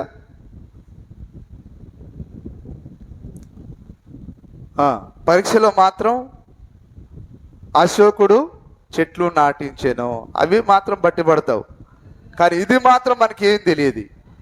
ఇప్పుడు నేనేం చెప్పాను? ఇజ్రాయిల్. హల్లెలూయా. ఏంటిది అది చెప్పిన విషయము? జనాభా గురించి. జనాభా, ఎస్. తెలంగాణ జనాభా కంటే చాలా తక్కువ. వాళ్ళు 1 కోటి మంది, మనం ఇంకా 4 కోట్ల మంది ఉన్నాం. కానీ ఆ చిన్న దేశము మరి ప్రపంచ దేశాలన్నీ దానికి భయపడుతున్నాయి. మరి రష్యా రాత్రికి రాత్రే ఇజ్రాయెల్ పైన బాంబు వేయవచ్చు, ఇరాను రాత్రికి రాత్రి దానిపైన బాంబు వేయవచ్చు. ఇరాను ఇప్పటికే చాలా బాంబులు వేసింది, కానీ ఏవి కూడా వాళ్ళని ఏ హాని చేయలేకపోయింది. వారి చుట్టంతా శత్రు మూకలు ఉన్నారు, కానీ ఒక్కరు కూడా ఆ దేశాన్ని ఏం చేయలేకపోతున్నారు. అంటే చాలా మంది ఏమనుకుంటున్నారంటే ఇజ్రాయేలీలు ఐరన్ డోములు పెట్టుకున్నారు కాబట్టి వాటిని ఆఫ్ చేస్తున్నారని మీరు అనుకుంటున్నారు, లోకం అనుకుంటున్నది. కానీ మరి భారతదేశం ఎందుకు ఆ ఐరన్ డోముల పైన ఆధారపడట్లేదు? ఎందుకంటే ఐరన్ డోములు అనేవి ఏ క్షిపణులను ఆపలేవు. కానీ దేవుని వాక్యం చెప్పింది, ఆ ఇజ్రాయెల్ దేశంలో 4 మూలల్లో ఆ 4 దూతలు నిలబడుకొని ఉన్నారు. ఆ బాంబులు పేలకుండా, ఆ వాయువులు ప్రేలుడు జరగకుండా అక్కడ ఆ యొక్క దూతలు నిలబడుకొని ఉన్నారు. అందుకే ఇరాన్ ఎన్ని బాంబులు వేసినా గాని అవి ఒక్కటి కూడా పనిచేయట్లేవు. ఎందుకనంటే ఆ యొక్క చిన్న వారిని ఆయన కలుసుకోవాలి, ఆ 1,44,000 మందిని ఆయన కాపాడాలి ఆయన. అందుకే ఆ శత్రు సైన్యం యొక్క, ఆ శత్రు దేశాల యొక్క ఒక్క బాంబు కూడా అక్కడ పేలకుండా ఆయనే వాటిని నిర్వీర్యం చేస్తున్నాడు. హల్లెలూయా. ఐరన్ డోమ్ కాదు, మరొక డోమ్ కాదు సార్. దేవునామానికే స్తుతి కలుగును గాక. దేవుడు తన దూతలను అక్కడ కాపలాగా పెట్టాడు ఆయన. ఆ 1,44,000 ఆ విత్తనం అక్కడ ఉన్నది. వారు సేఫ్గా ఉండాలి, వారికైనా తన్ను తాను కనబరుచుకోవాలి, అంతే తప్ప అది ఐరన్ డోము ఏ బాంబును ఆపలేవదు. ఆ బాంబులు రాగానే ఆ దూతలు ఏం చేస్తున్నాయి? వాటిని గాల్లోనే పేల్చేస్తున్నాయి. నాతో ఏకీభవిస్తారా? హల్లెలూయా. ఆధారం లేకుండా నేనేం మాట్లాడను. నాకు అదే ఆలోచన వచ్చింది. ఆ తర్వాత ఇది ఎక్కడ ఉందని నేను వెతికినప్పుడు అక్షరాలు అది ప్రవక్త అదే చెప్పాడు. ఎందుకంటే ప్రవక్తలో ఉన్న ఆత్మ, నాలో ఉన్న ఆత్మ ఒక్కటే, పరిశుద్ధాత్మ. హల్లెలూయా. ప్రవక్త ఏ వర్తమానంలో ఉన్నాడో నేను అదే వర్తమానంలో ఉన్నాను. కాబట్టి మమ్మల్ని ఇద్దరిని నడిపించేది అదే దేవుడై ఉన్నాడు. దేవుని నామానికి స్తుతి మహిమ కలుగును గాక. అందరూ వింటున్నారా జాగ్రత్తగా? హల్లెలూయా. అందుకొరకే ఈరోజు ఏ దేశము కూడా ఇజ్రాయేల్ అది చిన్న దేశమైనా దానిపైకి రావడానికి వారు భయపడుతున్నారు. ఆ ఇరాన్ ముఖ్యమంత్రి లేదా ఆ ప్రధానమంత్రి ఏమని శపథం చేశాడు? ఈ యొక్క ఇజ్రాయెల్ను ప్రపంచ పటంలో లేకుండా చేస్తాడు ఆయన.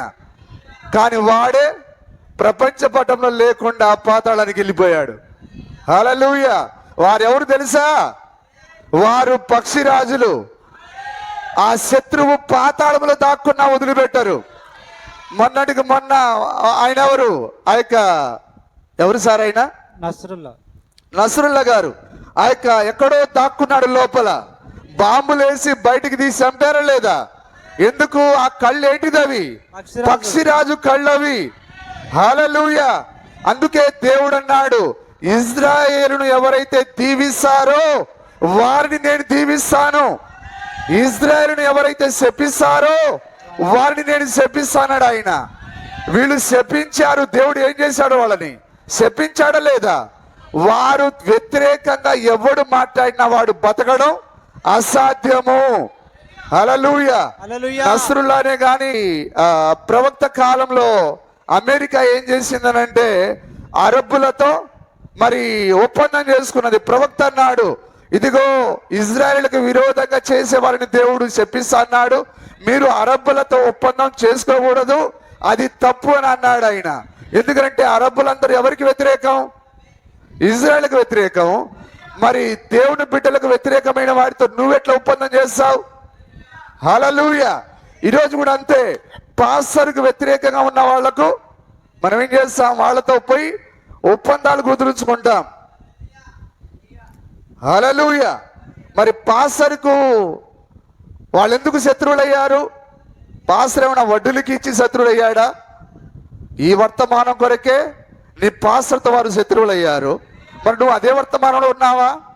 వర్తమానానికి శత్రువు అయినప్పుడు నీకు శత్రువులు కాదా? పాస్టర్కి శత్రువై నీకెట్ల మిత్రులు అయ్యారు? హల్లెలూయా. దేవుని నామానికి మహిమ కలుగును గాక. అందరూ అర్థం చేసుకుంటున్నారా? సరే, నేను మీకు ఈ చిన్న మాటను చదివి వినిపిస్తున్నాను, చూడండి. 10 మంది కన్యకలు, ఈ వర్తమానంలో 48వ పేర. మరి ఇవన్నీ మీరు గ్రహిస్తున్నారని నేను నమ్ముతున్నాను. 10 మంది కన్యకలు 48వ పేర.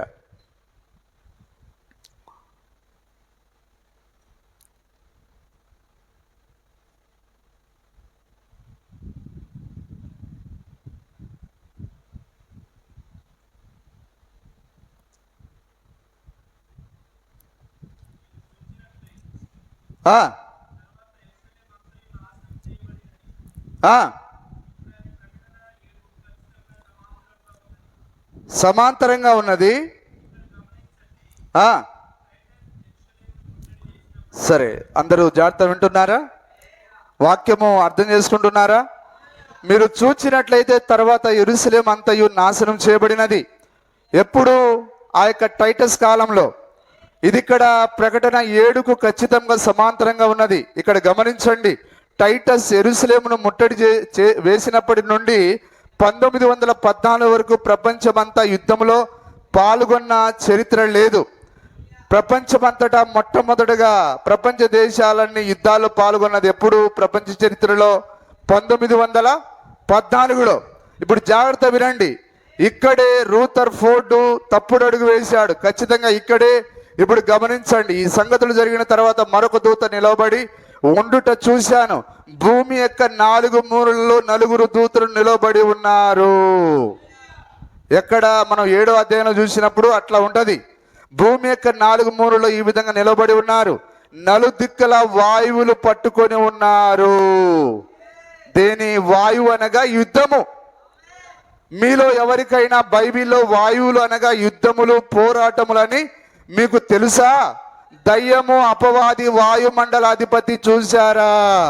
వారు ఇరాన్లో ఉండి ఏం చేస్తున్నాడు? దేవుని యొక్క కథను మార్చడానికి ప్రయత్నం చేస్తున్నాడు. దేవుని యొక్క స్టోరీని ఎవరు మార్చలేరు. పాతాళంలోని దయ్యాలు మార్చలేవు. వాడు హమాసును లేపిన, ఆ యొక్క జోర్డాను లేపిన, పాలస్తీనాను లేపిన, ఆ ఇరాయిను లేపిన, వాడు ఎన్ని బాంబులు ప్రవేశపెట్టినా అవన్నీ గాలిలోనే హల్లెలూయా పేలిపోతాయి. నిజమేనా? ఇవన్నీ ఎందుకు సార్? డబ్బులు వచ్చే పని ఉంటే చూడు, అంతే కదా. కానీ నాకు ఇందులోనే నిత్యజీవం ఉన్నది, మీకు కూడా ఇందులోనే ఉందని అనుకుంటున్నాను.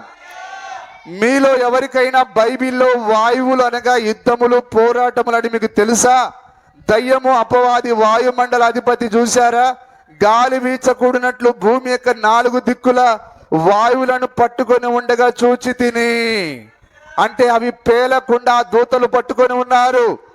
అందుకొరకే ఆ 1,000,000 మంది ఉన్న ఆ యొక్క చిన్న దేశము మన తెలంగాణ కంటే చాలా చిన్న చిన్నగా ఉన్న యొక్క ఇజ్రాయెల్ దేశము భయపడక, ఎందుకు ఆ బాంబులు ఇదేసేది పనిచేస్తుంది కానీ వాళ్ళేసేది పని చేయట్లే. హల్లెలూయా. ఈ దూతలు తీసుకెళ్లి ఎక్కడ పేల్చాలి అక్కడ పేలుస్తున్నాయి. అవి వచ్చినప్పుడు వాటిని తునాతునకలు చేస్తున్నాయి. దేవుని నామానికి మహిమ కలుగును గాక. ఎందుకు? ఆ చిన్న బెన్యామీను కొరకు యోసేపు తన అన్నలకు ఆహారం ఇవ్వాలంటే, హల్లెలూయా, ఆ చిన్న బెన్యామీనును తీసుకొని రమ్మన్నాడు ఆయన. అలాగనే మన యొక్క యోసేపు ఆ చిన్న బెన్యామీను కొరకు ఎదురు చూస్తున్నాడు ఆయన. ఆ 1,44,000 మంది కొరకు చూస్తున్నాడు ఆయన. అయితే వధువు ఇక్కడ ఉండకూడదు, వధువు మహిమలోనికి వెళ్ళిపోవాలి. ఏమోసారి ఆపండి, అది వధువు ఏంటిది? మాకు అంత గందరగోళం, అంత తిక్కగా ఉంది. తిక్కలోడికి పరలోకం లేదు. హల్లెలూయా. తిక్కగా ఉండేవాడికి, తిమ్మరిగా ఉండేవాడికి పరలోకం కాదు. ఇదంతా నా కొరకు వాక్యం, ఇది నేను గ్రహించేదానికి, ఇది నా యొక్క ఆహారం అని నువ్వు భావించినప్పుడు నిన్న ఆయన ఆ యొక్క అంతాపురంలో పెట్టి మరలా ఆయన తన చిన్న బెన్యామీను దగ్గరికి వస్తాడు. ఆయన ఆ చిన్న బెన్యామీను ఎవరికి సాదృశ్యంగా ఉన్నాడు? ఈ కాలంలో ఉండే 1,44,000 మందికి సాదృశ్యంగా ఉన్నాడు. హల్లెలూయా. చూడండి, మీరు అర్థం చేసుకుంటారు. నేను చదివేది తెలుగే కాబట్టి. గాలి వీచకూడినట్లు భూమి యొక్క 4 దిక్కుల వాయువులను పట్టుకొని ఉండగా చూచి తిని, తూర్పు వైపు నుండి వేరొక దూత దిగివచ్చుడు చూచి తిని, అంతటా తన చేతిలో సజీవుడైన దేవుని ముద్రను పట్టుకొని ఉన్నాడు. అతడు వెలుగెత్తి బిగ్గరగా ఆ 4 దూతలతో చెప్పాడు, లోకము నాశనం చేయబోచున్న వారితో చెప్పాను, మా దేవుని దాసులను వారి నొసళ్ళ యందు ముద్రించు వరకు భూమికైనను సముద్రముకైనను హాని చేయవద్దని బిగ్గరగా చెప్పాను. ఇప్పుడు ఆ దూతలు ఎవరితో మాట్లాడుతున్నారు? ఆ యొక్క బాంబులతో మాట్లాడుతున్నారు. బాంబా, నువ్వు ఎవరిని హాని చేయకూడదు. అర్థం కావట్లేదా? మా దేవుని దాసులను వారి నొసళ్ళ యందు ముద్రించు వరకు భూమికైనను సముద్రముకైనను హాని చేయవద్దని బిగ్గరగా చెప్పాను. దయ్యమా, నువ్వు నాశనం చేయాలంటే ఎప్పుడు చేయాలి? ఈ భూమిని కానీ సముద్రాన్ని కానీ ఎప్పుడు చేయాలి? మా దేవుని యొక్క 1,44,000 మంది దాసులు ఉన్నారు కదా, వారిని ముద్రించి వారు రక్షింపబడిన తర్వాత, ఆ తర్వాత మాత్రమే నువ్వు నాశనం చేయాలి అని ఆ దూతలు కేక వేస్తున్నాయి. మీకు సంతోషంగా ఉన్నదా? ఇప్పుడు ఇజ్రాయేలు యుద్ధం చేస్తున్నదనంటే నీ యొక్క విడుదల సమీపించి ఉన్నది. మనము ఒక శుభోదయాన వెళ్ళిపోనై ఉన్నాం. సంతోషంగా లేదా? హల్లెలూయా. మరి మా ఆవిడ ఊటీకి కానీ లేకపోతే ఎక్కడైనా టూర్ కానీ అంటే సంతోషపడుతుంది ఆమె, నిజమేనా? అలాగనే ఒక టూర్ కంటేనే మనము సంతోషపడితే, వీటికంటే ఆ గొప్ప ఏదేను అక్కడ ఎట్లుంటుందో తెలుసా? దాన్ని మనం వర్ణించలేం. ఆ ఏదేను మనం వర్ణించలేం. దాని ముందు ఏ ఫిలిం సిటీ పనికిరాదు, ఏ ఊటీ పనికిరాదు, ఏ స్విట్జర్లాండ్ పనికిరాదు. మనం ఆ సలేరు దగ్గర కూర్చొని 100 సంవత్సరాలు అక్కడే కూర్చొని ఉంటాం. అలా దాన్ని బట్టి అయినా సంతోషపడతారా? హల్లెలూయా. అది సార్ మనం పోగొట్టుకున్నది. మనం పోగొట్టుకున్నది రాళ్ల భూమి కాదు, పడావుబడ్డ భూములు కాదు, ఆ యొక్క అందమైన ఏదేను పోగొట్టుకున్నాం. మరలా మన ప్రియునితో మనం కలిసి అందులోనికి వెళ్తాం. హల్లెలూయా. నిజమేనా? ఎంతమంది అందులోనికి వెళ్ళాలని ఆశ కలిగి ఉన్నారు? హల్లెలూయా. ఇప్పుడు చూడండి, ఆ దేవునికి కాలం లేదు, ఆయన నిత్యుడు. మనము కాలంతో కొలవబడతాం, కానీ దేవుడు కాలాతీతుడు. ఆయన కాలంలో ఉండడాయన, కానీ మనకు ప్రారంభం ఉన్నది, ముగింపు ఉన్నది. నిజమేనా? మనము కాలంతో కొలవబడతాం. నిజమే. సమాధి పైన కొలత ఏరా సార్? ఈయన పుట్టింది పలానా సంవత్సరం, చనిపోయింది పలానా సంవత్సరం, అంటే మనం కాలంతో కొలత వేయబడుతున్నాం. కానీ దేవునికి మనం కొలత వేయగలమా? లేదు.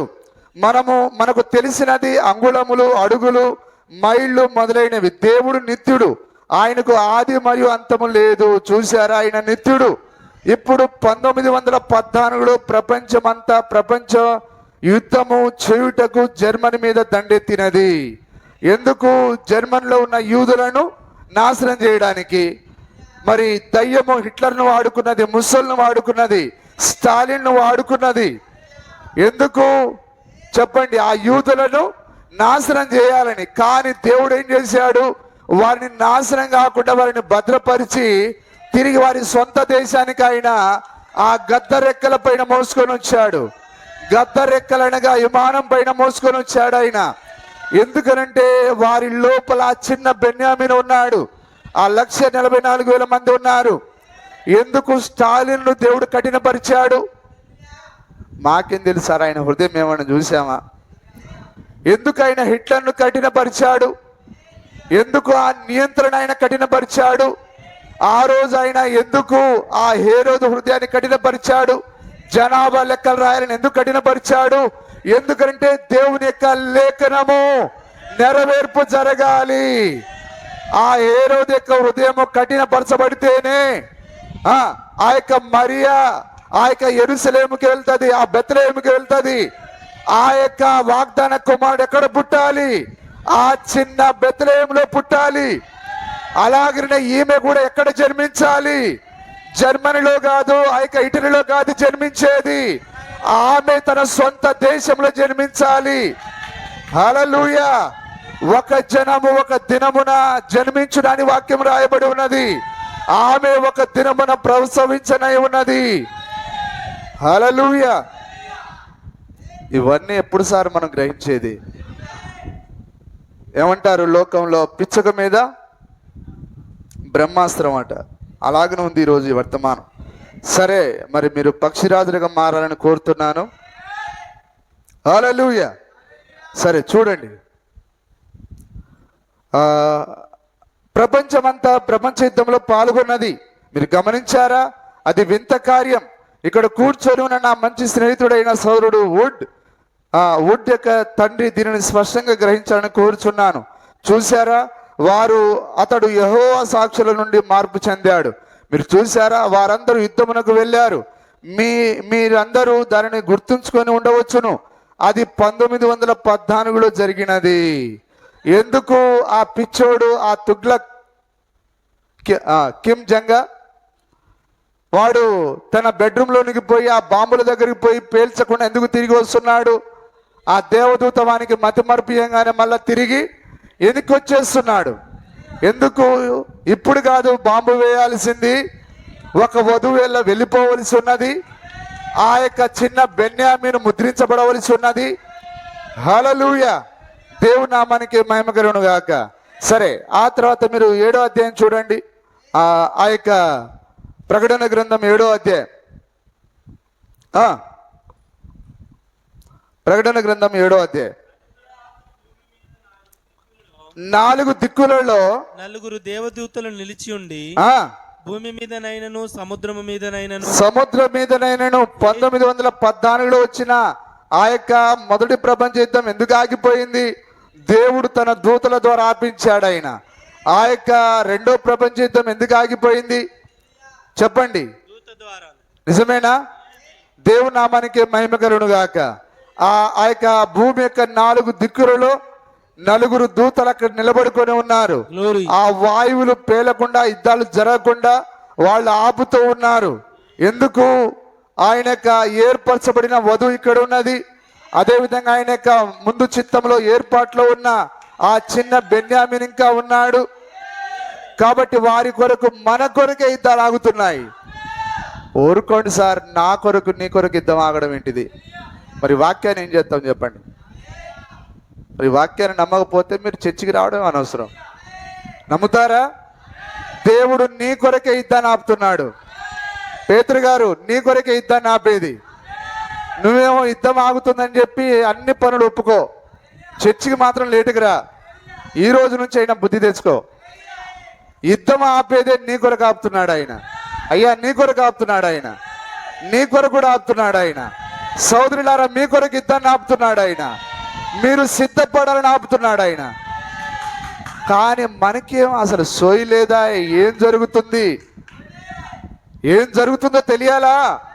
అందుకొరకే ఈరోజు ప్రపంచ దేశాలను ఎటువైపు చూస్తున్నాయి? వైపు వాళ్ళు భయపడి చేస్తున్నారు, కానీ మీరు మాత్రం యోనాలాగా గురకబెట్టి పడుకుంటున్నారు. లేవాలి ఇప్పుడు మనం. ఓయ్ నిద్రపోతా లే అని యోనా లేపినట్టుగా ఇప్పుడు మిమ్మల్ని నేను లేపవలసిన సమయం ఇది. ఆ యొక్క ప్రపంచ గడియారము చూడవలసిన సమయం ఇది. హల్లెలూయా.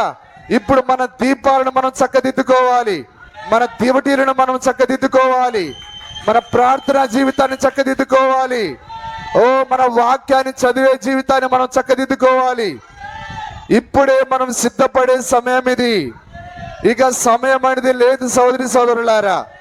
తప్పకుండా మనం అతి త్వరలోనే ఆ మహిమలోనికి వెళ్ళనై ఉన్నాం. దేవుని నామానికి స్తుతి కలుగును గాక. చదవండి. భూమి మీదనైనను ఏ చెట్టు మీదనైనను గాలి వీచకుండునట్లు భూమి యొక్క 4 దిక్కులు వాయువులను పట్టుకొని ఉండగా చూచితిని. వాయువులు అంటే ఏంటిది అర్థం? యుద్ధములు. మరియు సజీవుడగు దేవుని సరే, ఇక్కడ ప్రవక్త చెప్పిందని చూడండి 50 పేరాలో వారందరూ యుద్ధమునకు వెళ్ళారు. మీరందరూ దానిని గుర్తుంచుకొని ఉండవచ్చును. అది 1914లో జరిగినది. అది వింత కాదా? The decline of the world war అనే పుస్తకములు 2 సంచికలు నా వద్ద కలవు. 2వ సంచికలో 44 పేజీలు దాని గురించి ఉన్నది. ఈ రోజు వరకు ఆ యుద్ధము ఎందుకొరకు ఆపారో ఎవరికి తెలియదట. అర్థమైందా? ఆ యుద్ధాలు ఎందుకు ఆగిపోయాయో ఎవరికి తెలియదట. ఎవరు ఆపారో ఎవరికి తెలియదట. కానీ ఇప్పుడు మనకు తెలిసిందా? ప్రవక్త ద్వారా మనకు తెలిసిందా? హల్లెలూయా. కైసర్ విల్మేర్ తాను ఈ ఆజ్ఞ ఇవ్వలేదని చెప్పాడు. ఆ యొక్క యుద్ధాన్ని నడిపించిన ఆయన నేను ఆజ్ఞ ఇవ్వలేదు, కానీ యుద్ధం ఎవరు ఆపారని అనుకుని వానికి తెలియలేదట. కానీ అకస్మాత్తుగా ఆగిపోయినది. కానీ ఎందుకో ఎవరికి తెలియదు. ఇరాన్ కూడా కూర్చొని వాళ్ళందరూ వాళ్ళు చేతులు నడుపుకుంటున్నారు. మనం ఎన్ని బాంబులు పంపించినాం, ఎందుకు పేరలేదు? అది కరెక్ట్గా వాళ్ళ పైన గురి చూసి 1-2 కాదు, కొన్ని వందలు పంపించారు వాళ్ళు. కానీ ఒక్కటైనా ఆ 1,000,000 మందిని నాశనం చేయడం పెద్ద సమయం కాదండి. కానీ ఎందుకని అవి పనిచేయట్లేవు? ఆ దూతలే వాటిని నిర్వీర్యం చేస్తూ ఉన్నాయి. దేవుని నామానికి మహిమ కలుగును గాక. హల్లెలూయా. కాబట్టి ఈ దయ్యాలన్నీ దేవుని యొక్క కథను మార్చడానికి ప్రయత్నం చేస్తున్నాయి. ఏ దయ్యం వల్ల కాదు. ఆ రోజు యేసేపు యొక్క కళను మార్చడానికి, యేసేపు యొక్క దర్శనాన్ని మార్చడానికి తన అన్నలు ప్రయత్నం చేశారా? కానీ వారి వల్ల అయిందా? అది కాలేదు. వారి యొక్క పనులు ఖచ్చితంగా యేసేపు యొక్క పనకు సాగిలపడాల్సిందే. ఆ నక్షత్రాలన్నీ యేసేపుకు సాగిలపడాల్సిందే. ఆ కళ యేసేపు తయారు చేసుకోలేదు, ఆ దర్శనాన్ని యేసేపు తయారు చేసుకోలేదు. ఎందుకనంటే ఆ స్టోరీని ఇచ్చింది ఎవరంటే ఆ మహోన్నతుడు ఇచ్చాడు. అక్కడ అది జరిగి తీరాల్సిందే. దేవుని నామానికి మహిమ కలుగును గాక. కాబట్టి దేవుడు తన స్టోరీని ఆయన సక్సెస్ చేయడానికి ఆయన ఆ యొక్క యేసేపును ఆ యొక్క ఐగుప్తుకు నడిపించి ఆ యొక్క ఇజ్రాయెల్ దేశంలో కనానులో కరువును ఏర్పరిచి, కరువును తీసుకొని వచ్చింది ఎవరు? దేవుడే. ఎందుకంటే ఆయన తన ఆలోచనను ఆయన ఆ యొక్క వాస్తవానికి రావాలంటే ఆయన అవన్నీ పరిస్థితులు తీసుకొని వస్తాడు. ఆయన అలాగే నిన్న ఆయన నిజమైన కుమారుడిగా మార్చాలంటే నీ లోపల కొన్ని ఆయన పరిస్థితులు పెడతాడు. ఆయన కొన్ని శోధనలు పెడతాడు. ఆయన కొన్ని పరీక్షలు పెడతాడు. ఆయన పరీక్షలు వచ్చినప్పుడు ఎందుకు వచ్చిందని అడగవద్దు. నువ్వేం చేయాలి? ప్రభువా, నేను నీ కుమారుడిగా మార్చబడడానికి, నీ కుమార్తెగా మార్చబడేదానికి ఇవన్నీ నువ్వు నాకు అనుమతినిస్తున్నావు ప్రభు అని చెప్పాలి. హల్లెలూయా. దేవుని నామానికి స్తుతి కలుగును గాక. వారు యుద్ధము చేస్తున్నారు వారి ఎదుట అందరూ. అది ముగింపైనది. యుద్ధము ముగిసింది. ఏమి జరిగినదో వారికి తెలియకుండానే శాంతి ఒప్పందం మీద వారు సంతకాలు చేశారు. దాని అంతటిని గురించి చెప్పాలంటే 1 లేక 2 రోజుల సమయం పడుతుంది. వారికి తెలియదు ఆ బాంబులు ఉన్నత స్థలం మీద పడాలి. తన వాక్యమును నెరవేర్చుటకు దేవుడే దానిని ఆపాడు. దానిని ఆ దూత ఆపాడు. హతము చేయు ఆయుధములతో సర్వలోకమును నాశనం చేయుటకు ఆ దూతలు బయలుదేరేను. మరి ఒక దూత, 1 నిమిషం ఆగండి, మీరు దానిని చేయవద్దు. మొదట నేను నా దేవుని దాసుల నొసడి మీద ఆ ముద్ర వేయాలి. అందుకొరకే ఆ కిమ్ జంగ్ తిక్కల్ మామ ఏం చేస్తున్నాడు? వాటిని చూసి మురిసిపోతున్నాడు. ఎప్పుడు పేల్చాలరా ఇవన్నీ స్టాక్ బట్టి? ఆ రష్యా పుతిన్ తాత ఎప్పుడు పేల్చాలి? ఇవి తుప్పు పట్టిపోతున్నాడు, వాడు బాధపడుతున్నాడు. అటు బ్రెజిల్ బాధపడుతున్నది, అటు చైనా, అటు వాళ్ళు బాధపడుతున్నారు. హల్లెలూయా. వాళ్ళు ఆ గది దగ్గరికి వచ్చినా కానీ ఆ దూత ఒక్కడి పెడేలమని కొట్టేసరికి ఆడి నుంచి వాళ్ళు వెళ్ళిపోతున్నారు. నేను జోక్గా చెప్పట్లేను, వర్తమానం మాట్లాడుతున్నాను, వాక్యాన్ని మాట్లాడుతున్నాను. హల్లెలూయా. ఒకవేళ ఈ చర్చిలో కూర్చున్న నీవు నడవని ముసలి దానివైనా సహోదరి, నీ కొరకే దేవుడు దాన్ని ఆపుతున్నాడు. నువ్వు నమ్మి తీరాలి ఖచ్చితంగా. నమ్మలేని నిజం ఏంటంటే, ఈరోజు మీరు పోయి ఖమ్మం పట్టణంలో టమ్కేయండి, యుద్ధం ఆపింది దేవుడు నా కొరకే అని చెప్పండి. ఒక్కడనే నమ్ముతాడా? పోనీ ఇక్కడ కూర్చున్న వాళ్ళే నమ్మట్లేరు, ఇంకా వాళ్ళే నమ్ముతారు చెప్పండి. హల్లెలూయా. దేవుని నామానికి మహిమ కలుగును గాక. ఓ, అంత గొప్ప దేవుడు నా వంటి ఒక పాపి కొరకు ఆయన తన వాక్యాన్ని ఆయన రుజువు చేస్తూ ఉన్నాడు. ఆయన దేవుని నామానికి మహిమ కలుగును గాక. హల్లెలూయా. చూడండి, సరే, ఆ తర్వాత మనం మెల్లగా వాక్యంలోనికి వెళ్దాం. లేదా ప్రవక్త ఇంకో వర్తమానంలో కూడా దీని గురించి మాట్లాడి ఉన్నాడు ఆయన. మనం ఇందాక ఏ వర్తమానం చదివాం? 10 మంది కన్యకలు. తర్వాత దానియేలుకు గాబ్రియల్ యొక్క సూచనలు. దానియేలుకు గాబ్రియల్ యొక్క సూచనలు జాగ్రత్తగా చూడండి.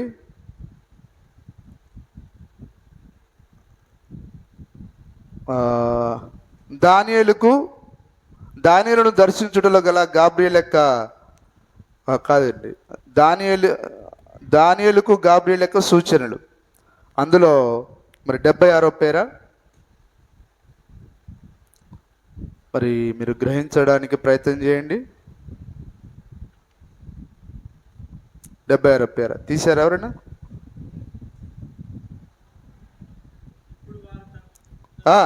ఇప్పుడు వారు తప్పై ఉన్నారు.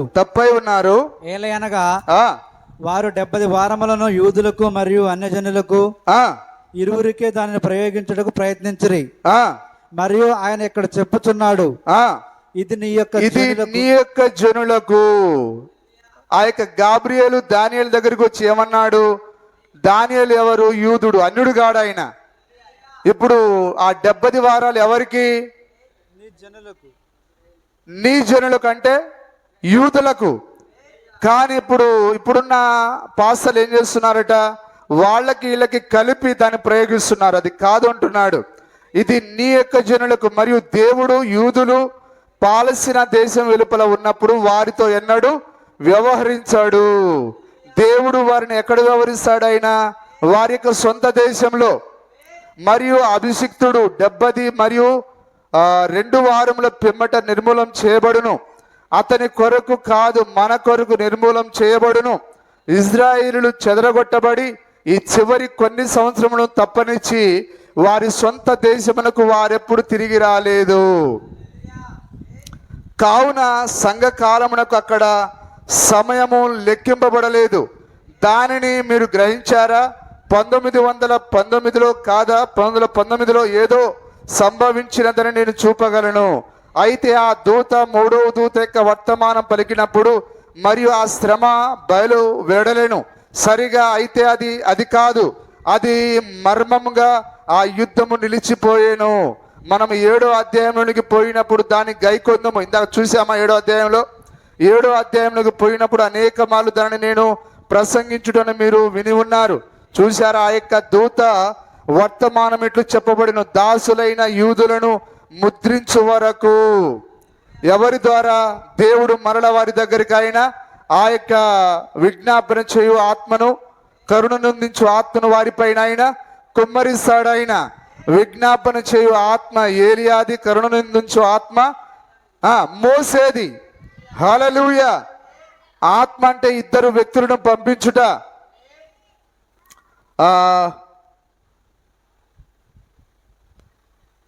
సరిగా అయితే అది మర్మంగా యుద్ధము నిలిచిపోయాను. అది మర్మంగా యుద్ధము నిలిచిపోయాను. మనం 7వ అధ్యాయం పోయినప్పుడు దానిని గైకొందుము. నేను ప్రసంగించుడని మీరు విని ఉన్నారు, చూశారా? ఆ యొక్క దూత వర్తమానం ఇట్లు చెప్పబడిన, దాసులైన యూదులను ముద్రించే వరకు భూమి యొక్క 4 దిక్కుల వాయువులను పట్టుకొని ఉండుము. మరిప్పుడు అన్ని జనుల యొక్క కాలము సమాప్తమగు వరకు కాచుకొని ఉండిరి. యుద్ధము జరగాల కానీ ఎందుకు? అన్ని జనుల యొక్క కాలము ముగించబడలేదు. ఇప్పుడు మనం ఎక్కడ ఉన్నాము? అన్య జనుల యొక్క కాలము అంటే ఏంటిది? అన్య జనుల కాలం ఏంటిది? 7 చెప్పండి. అన్య జనుల యొక్క కాలములు అంటే 7 సంఘ కాలములు. అందరు చెప్తారా? మనం చదివామా? ఆ యొక్క లూకా సువార్త 21వ అధ్యాయంలో చదివామా? అన్య జనుల కాలము సంపూర్ణమగు వరకు యెరూషలేము కొంతకాలము. చదవండి, ఆ మాటను చదవండి. ఈ రెండింటికి ముడిపెట్టి మనం చూద్దాం. చదవండి, ఆ మాటను చదవండి. ఇందా చదివిన మూలవాక్యం చదవండి సార్. అంతసేపా? యెరూషలేము దండ్ల చేత చుట్టబడటం మీరు చూసినప్పుడు దాని నాశనము సమీపమై ఉన్నదని తెలుసుకొనుడి. అప్పుడు యూదయలో ఉండేవారు కొండలకు పారిపోవాలి. అది కాదు సార్, అన్ని జనులు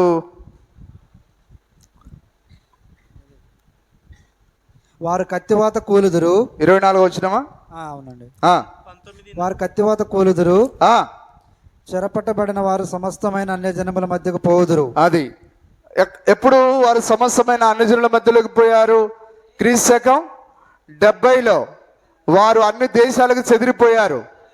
మరలా ఎప్పుడైతే ఈ అన్ని జనుల కాలము దగ్గర పడిందో అప్పుడు మరలా వారు తమ సొంత దేశానికి వచ్చేసారు. 1948లో వారికి స్వాతంత్రం వచ్చింది. దావీదు యొక్క పురాతన జెండా ఎగురుతూ ఉన్నది. ఇప్పుడు వారు స్వతంత్ర సైన్యాన్ని కలిగి ఉన్నారు. ఏ దేశమునైనా వారు జయించే విధంగా ఉన్నారు. అన్య జనముల కాలములు సంపూర్ణ మగు వరకు. ఇప్పుడు అర్థమవుతున్నదా? మీకు అర్థమవుతున్నదా? ఏంటిది అన్య జనుల కాలములు అనేది? ఈరోజు పెద్ద పెద్ద సేవకులకు అర్థం కాని కార్యం ఇది. అన్య జనుల కాలము సంపూర్ణమగుట. అదే 7 సంఘకాలాలు సంపూర్ణమగుట. మొదటి సంఘకాలం అయిపోయింది, 2 అయిపోయింది, 3 అయిపోయింది, 4 అయిపోయింది, 5 అయిపోయింది, 6 అయిపోయింది. 7వది కూడా ముగింపులోనికి వచ్చేసింది. 7వది ముగించబడిందనంటే ఆ యొక్క అణుబాంబులు ఈ భూమి మీదకి కురవబోతున్నాయి. నిజమేనా? అన్య జనుల కాలములు సంపూర్ణ మగు వరకు యెరూషలేము అన్య జనముల చేత త్రొక్కబడును. అన్య జనముల చేత తొక్కబడును. మరియు సూర్యచంద్ర నక్షత్రములలో హల్లెలూయా. ఇప్పుడు మనం ఇక్కడ చదువుతున్నాం. ఈ వాక్యం ఎక్కడిది? మరొక వాక్యం చదివాం. మరి ఇప్పుడు అన్య జనుల యొక్క కాలము సమాప్తమవు వరకు వారు కాచుకొని ఉండిరి. అప్పుడు ఆయన లోనికి వచ్చినప్పుడు. ఏంటిది ఇది? అన్ని జనుల కాలం అంటే 7 సంఘకాలములు. మనం ఏం చదువుతున్నాం ఇప్పుడు? ఇదేనా దానియేలుకు గాబ్రియేలుకు సూచనలా? అవునవును. చదవండి. అన్య జనుల యొక్క కాలము సమాప్తమగు వరకు వారు కాచుకొని ఉండిరి. అప్పుడు ఆయన లోనికి వచ్చినప్పుడు యూదులను ఆయన ముద్రించినప్పుడు 1,44,000 మంది పరిశుద్ధాత్మను పొందిరి. 1,44,000 మంది పరిశుద్ధాత్మను పొందిరి. ఆమేన్. ప్రకటన 7వ అధ్యాయంలో ముద్రించబడిన 1,44,000 మంది అక్కడున్నారు. మరియు ఇంతకు మునిపే పరలోకంలో ఉన్న ప్రతి వంశంలో నుండి దేవుని నామానికి మహిమ కలుగును గాక. హల్లెలూయా. అందరూ అర్థం చేసుకుంటున్నారా? ఇప్పుడు అన్ని జనుల కాలము ముగింపు, వధువు ఎత్తబడ్డతో అది ముగింపు జరుగుతుంది. ఆ తర్వాత మిగిలేదేంటిది? ఆ 1,44,000 మంది ముద్రించబడుట, వారు ముద్రించబడిన వెంటనే జరిగేదేంటిది? ఆ యొక్క అణుబాంబులు భూమి పైన కురుసుట లేదా భూమిని కాల్చివేయట. ఆ మూడో ప్రపంచ యుద్ధం రాబోతున్నది. వధువు ఉన్నంత వరకు మూడో ప్రపంచ యుద్ధము రాదు. మీరు కలలో కూడా నిశ్చింతగా ఉండవచ్చు. ఆమేన్. వధువు ఎత్తబడిన తర్వాత ఒకవేళ నువ్వు వధువు కాకపోతే ఖచ్చితంగా ఆ అణుబాంబులకు నువ్వు ఆహారంగా మారాలి. ఆ అణుబాంబుల పైన ప్రతి వ్యక్తి యొక్క పేరు రాయబడిందని ప్రవక్త అన్నాడు. కాబట్టి ఆ అణుబాంబులు ఎవరిని నాశనం చేయాలని వారి పేర్లు రాయబడ్డాయో వారు ఖచ్చితంగా అణుబాంబులకు ఆహుతి అవుతారు. ఎవరి పేరైతే గొర్రెపిల్ల జీవ గ్రంథంలో రాయబడిందో వారు మహిమలోనికి వెళ్తారు. హల్లెలూయా. దేవుని నామానికి స్తుతి కలుగును గాక. నువ్వు నిజంగా ముందుగా నిర్ణయించబడిన వాడవైతే వాక్యంతో నువ్వు సంతోషపడతావు. వాక్యము నిన్ను సంతోషపెట్టట్లేదనంటే నీ పేరు అణుబాంబు పైన ఉందని అర్థం. హల్లెలూయా. దేవుని నామానికి స్తుతి కలుగును గాక. సరే, ఆ తర్వాత మనం చూద్దాం కొన్ని వచనాలు మనం తీసుకొని మరి నేను ముగిస్తాను. రోమాపత్రిక 11వ అధ్యాయము, రోమాపత్రిక 11వ అధ్యాయము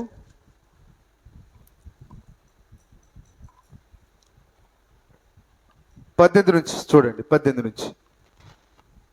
నీవు అతిశయించితివా? వేరు నిన్ను భరించుచున్నది గాని నీవు వేరును సారీ 18 ఇది 23 నుంచి చదవండి. వారును తమ అవిశ్వాసంలో నిలవకపోయిన ఎడల చదవండి. అంటుకట్టబడుదురు. దేవుడు వారిని మరలా అంటుకట్టుటకు శక్తి గలవాడు. ఎట్లనగా నీవు స్వాభావికమైన అడవి ఒలీవ చెట్టు నుండి కోయబడి. అదేనా మీరు చదివేది? సరే, 28 చదవండి.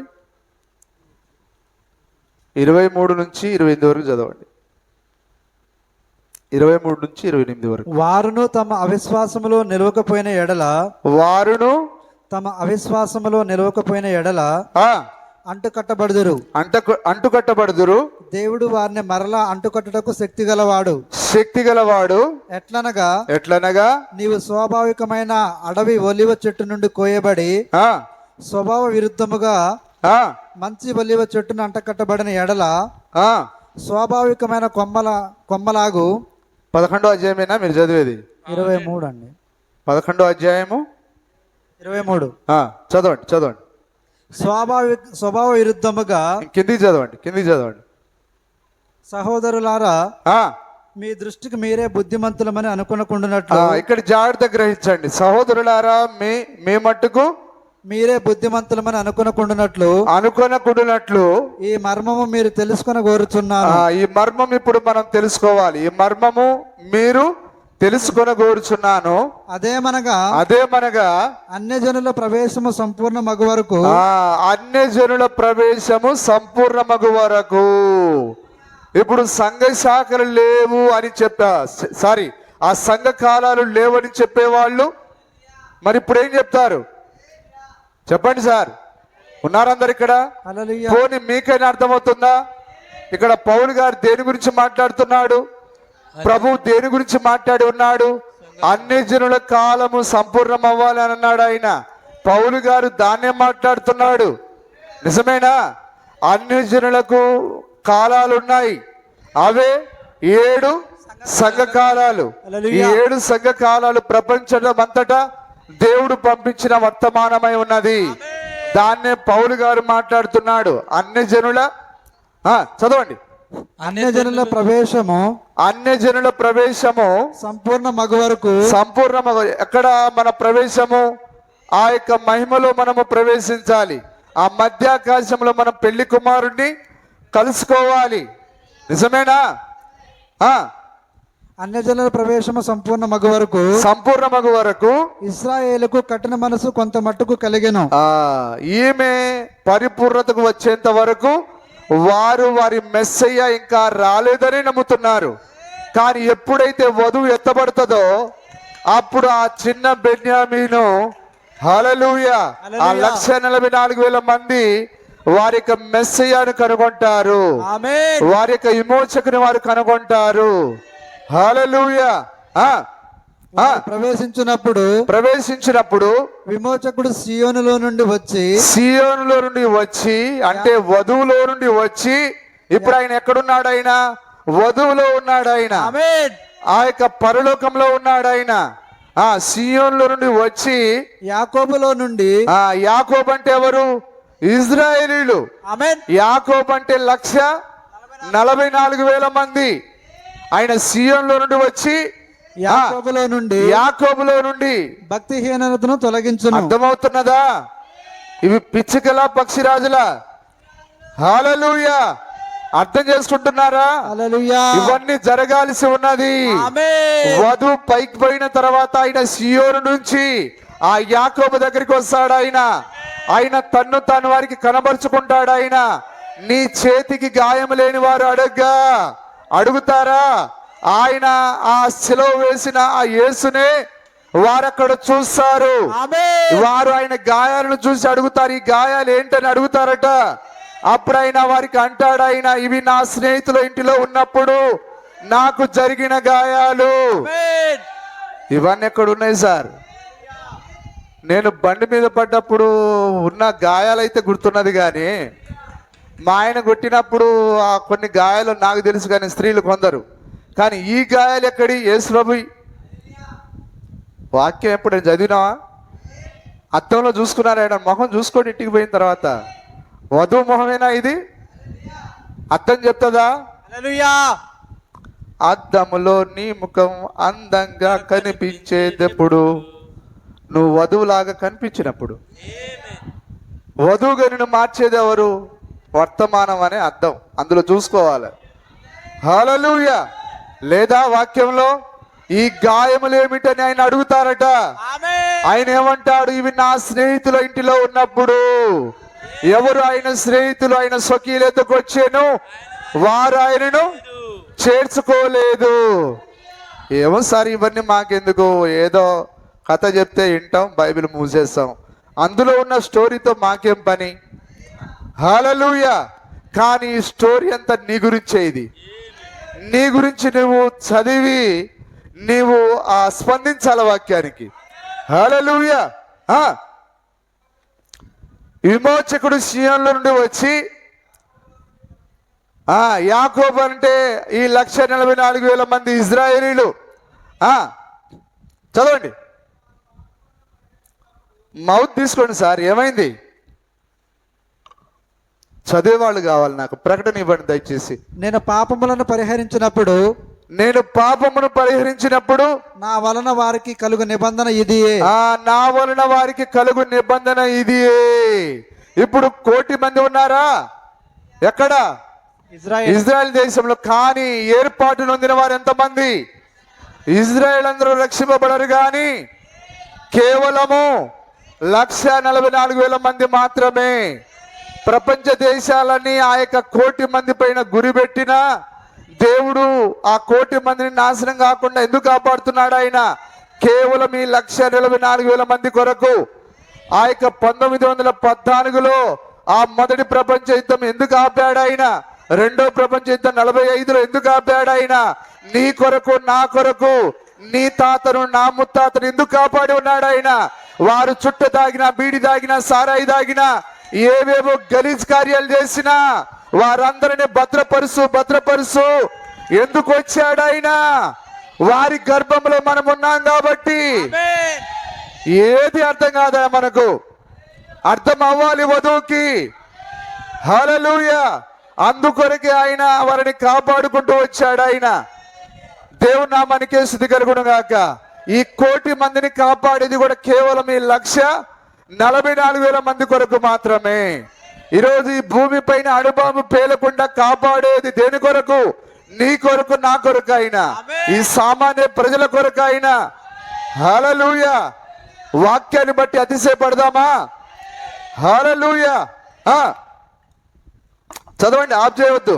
నేను వారి పాపములను పరిహరించినప్పుడు నా నా వలన వారికి కలుగు నిబంధన ఇది అని వ్రాయబడినట్టు ఇజ్రాయేలు జనులందరూ రక్షింపబడుదురు. ఇజ్రాయేలు జనులందరూ రక్షింపబడుదురు అంటే దేవుని దృష్టిలో ఇజ్రాయేల్ జనులందరూ ఎవరు? కేవలం 1,44,000 మంది. అందరు కాదు, కేవలము 1,44,000 మంది రక్షింపబడుదురు. సువార్త విషయమైతే వారు మిమ్మల్ని బట్టి శత్రువులు గాని ఏర్పాటు విషయమైతే పితరులను బట్టి ప్రియులై ఉన్నారు. దేవుడి 1,44,000 మందిని ఎందుకు ఎన్నుకున్నాడు? ఆయన అబ్రహాముకి ఇచ్చిన మాట, ఇస్సాకుకి ఇచ్చిన మాట, యాకోబుకి ఇచ్చిన మాట, వారికి ఇచ్చిన మాటను ఆయన నెరవేర్చేదానికి ఈ 1,44,000 మందిని ఆయన ఎన్నుకున్నాడు. ఆయన హల్లెలూయా, వారిని కాపాడాలని ఆయన ఏలైనగా దేవుడు తన కృపావరముల విషయములోను దేవుని నామానికి స్తుతి మహిమ కలుగును గాక. సరే, అక్కడితో అది అయిపోయింది. సరే, ఆ తర్వాత 11వ అధ్యాయం 7వ వచనం చూడండి. రోమా పత్రిక 11:7 చదవండి. ఇజ్రాయేలు వెతుకున్నది ఏదో వారికి దొరకలేదు. మీకేమైనా అర్థమైందండి? సహోదరులకి ఏమైనా అర్థమైందా? ఇది సహోదరులకి ఏమైనా అర్థమైందా? ఇదొక పాఠంగా మీరు గ్రహించాలని కోరుతున్నాను. ఎవరు ఆ యొక్క 2000 సంవత్సరాల క్రితము వారు మెస్సయ్య కొరకు ఎదురు చూశారు, కానీ అందరూ ఆయనను కనుగొనలేకపోయారు. కానీ ఎవరు కనుగొన్నారట? ఏర్పాటు నొందిన వారు మాత్రమే, ముందుగా ఏర్పరచబడిన వారు మాత్రమే. ఆ పేతురు, యాకోబు, ఫిలిప్పు, ఆ మరియా, మార్త, ఆ యొక్క జక్కయ్య, ఆ యొక్క వ్యభిచారణ పట్టబడిన స్త్రీ, ఆ కొద్ది మంది 120 మంది మాత్రమే ఏర్పాటు నొందిన వారు ఆ మెస్సయ్యను కనుగొన్నారు. ఆ సమరయ స్త్రీ మెస్సయ్య సూచనను కనుగొన్నది. వారెవరు? ఏర్పాటు నొందిన వారు. ఇజ్రాయేలు వెతుకున్నది ఏదో అది వారికి దొరకలేదు. ఏర్పాటు నొందిన వారికి అది దొరికెను. నిజమేనా? ఇప్పుడు కూడా ఈ కాలంలో కూడా అంతే. 1,000,000 మంది ఉన్న అందరి కొరకు కాదు, కానీ అది కేవలం 1,44,000 మంది కొరకు. అలాగనే ఇప్పుడు వధువులో అందరూ వధువుగా కారు, కానీ నిజమేనా? ఈ వర్తమానం కొరకు ఎవరైతే ముందుగా నిర్ణయించబడ్డారో వారే ముందుగా నిర్ణయించబడిన గొర్రె పిల్ల వధువై ఉన్నారు. హల్లెలూయా. అందుకొరకే మనం వధువుగా ఇక్కడ కూర్చొని ఉన్నాం. చాలా మంది ప్రపంచంలో కోట్ల కొలది క్రైస్తవులు ఉన్నారు, కానీ ఇది ఏర్పాటు నొందిన వారికే ఈ వర్తమానం అందరి కొరకు కాదు, కేవలం ఏర్పాటు నొందిన వారికి. తక్కిన వారు కఠిన చిత్తులైరి. తక్కిన వారు ఈ వర్తమానం యేసుక్రీస్తు నామమన్నా నమ్మరు. ఈ కాల ప్రవక్త విలియం బ్రెనామ్ అని చెప్పినా నమ్మరు. ఎందుకు తక్కిన వారు కఠిన చిత్తులయ్యారు? ఎందుకు ఈ గడియ వర్తమానం చూడలేకపోతున్నారు? మీరు అర్థం చేసుకుంటున్నారా? మీరు గ్రహిస్తున్నారా? ఎందుకంటే ఏర్పాటు నొందిన వారికి మాత్రమే ఆయన తన్ను తాను బయలుపరుచుకుంటాడు. హల్లెలూయా. తక్కిన వారు కఠిన చిత్తులైరి. ఇందు విషయమై నేటి వరకు దేవుడు వారికి నిద్రమత్తు గల మనస్సును, నేటి వరకు ఇప్పటి వరకు ఇంకా వారు మెస్సయ్య రాలేదని అనుకుంటున్నారు. వారు అన్ని అణుబాంబులు ఆ శత్రువులను చంపుతున్నా కానీ వారికి ఇంకా వారి కళ్ళు తెరవబడలేదు. ఆ నస్రుల్లాను చంపిన, ఇరాన్ అధ్యక్షుడిని చంపిన, ఇంకా వారి మనోనేత్రాలు తెరవబడలేదు. కానీ వారు ఒకటి నమ్ముతున్నారు, మేము దేవుని ప్రజలము, దేవుని సంతానము, మా పితరులు అబ్రహాము, ఇస్సాకు, యాకోబు వారి యొక్క వాగ్దానం ద్వారా మేము ఇక్కడ ఉన్నాము అని ఒకటి నమ్ముతున్నారు. హల్లెలూయా. కానీ వారు ఇంకా మెస్సయ్యను నమ్మట్లేరు. కానీ ఒక రోజు ఆయన మరి తన్ను తాను బయలుపరుచుకుంటాడు. నిజమేనా? ఆ 1,44,000 మందికి ఆయన బయలుపరుచుకుంటాడు. ఆయన ఈరోజు ఆయన మనకు బయలుపరుచుకున్నాడా? ఎందుకు బయలుపరుచుకున్నాడు? మనము ముందుగా ఏర్పరచబడిన వారం కాబట్టి. అందుకొరకే నీవు బైబిల్ అంతా తెరిచి ఎంత తేటగా చెప్పినా వారు గ్రహించరు.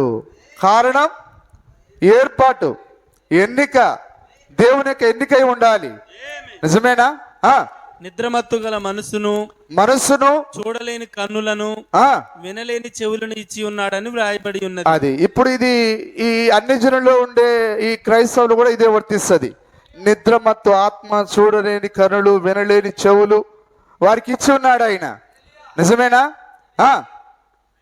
మరియు వారి భోజనం వారికి ఉరిగాను బోనుగాను ఆటంకముగాను వారి క్రియలకు ప్రతిఫలముగాను ఉండునుగాక. సరే, ఆ తర్వాత 2 కొరింథీ పత్రిక 3వ అధ్యాయం 14 వచ్చినాం. 2 కొరింథీ 3:14 త్వరగా చదవండి.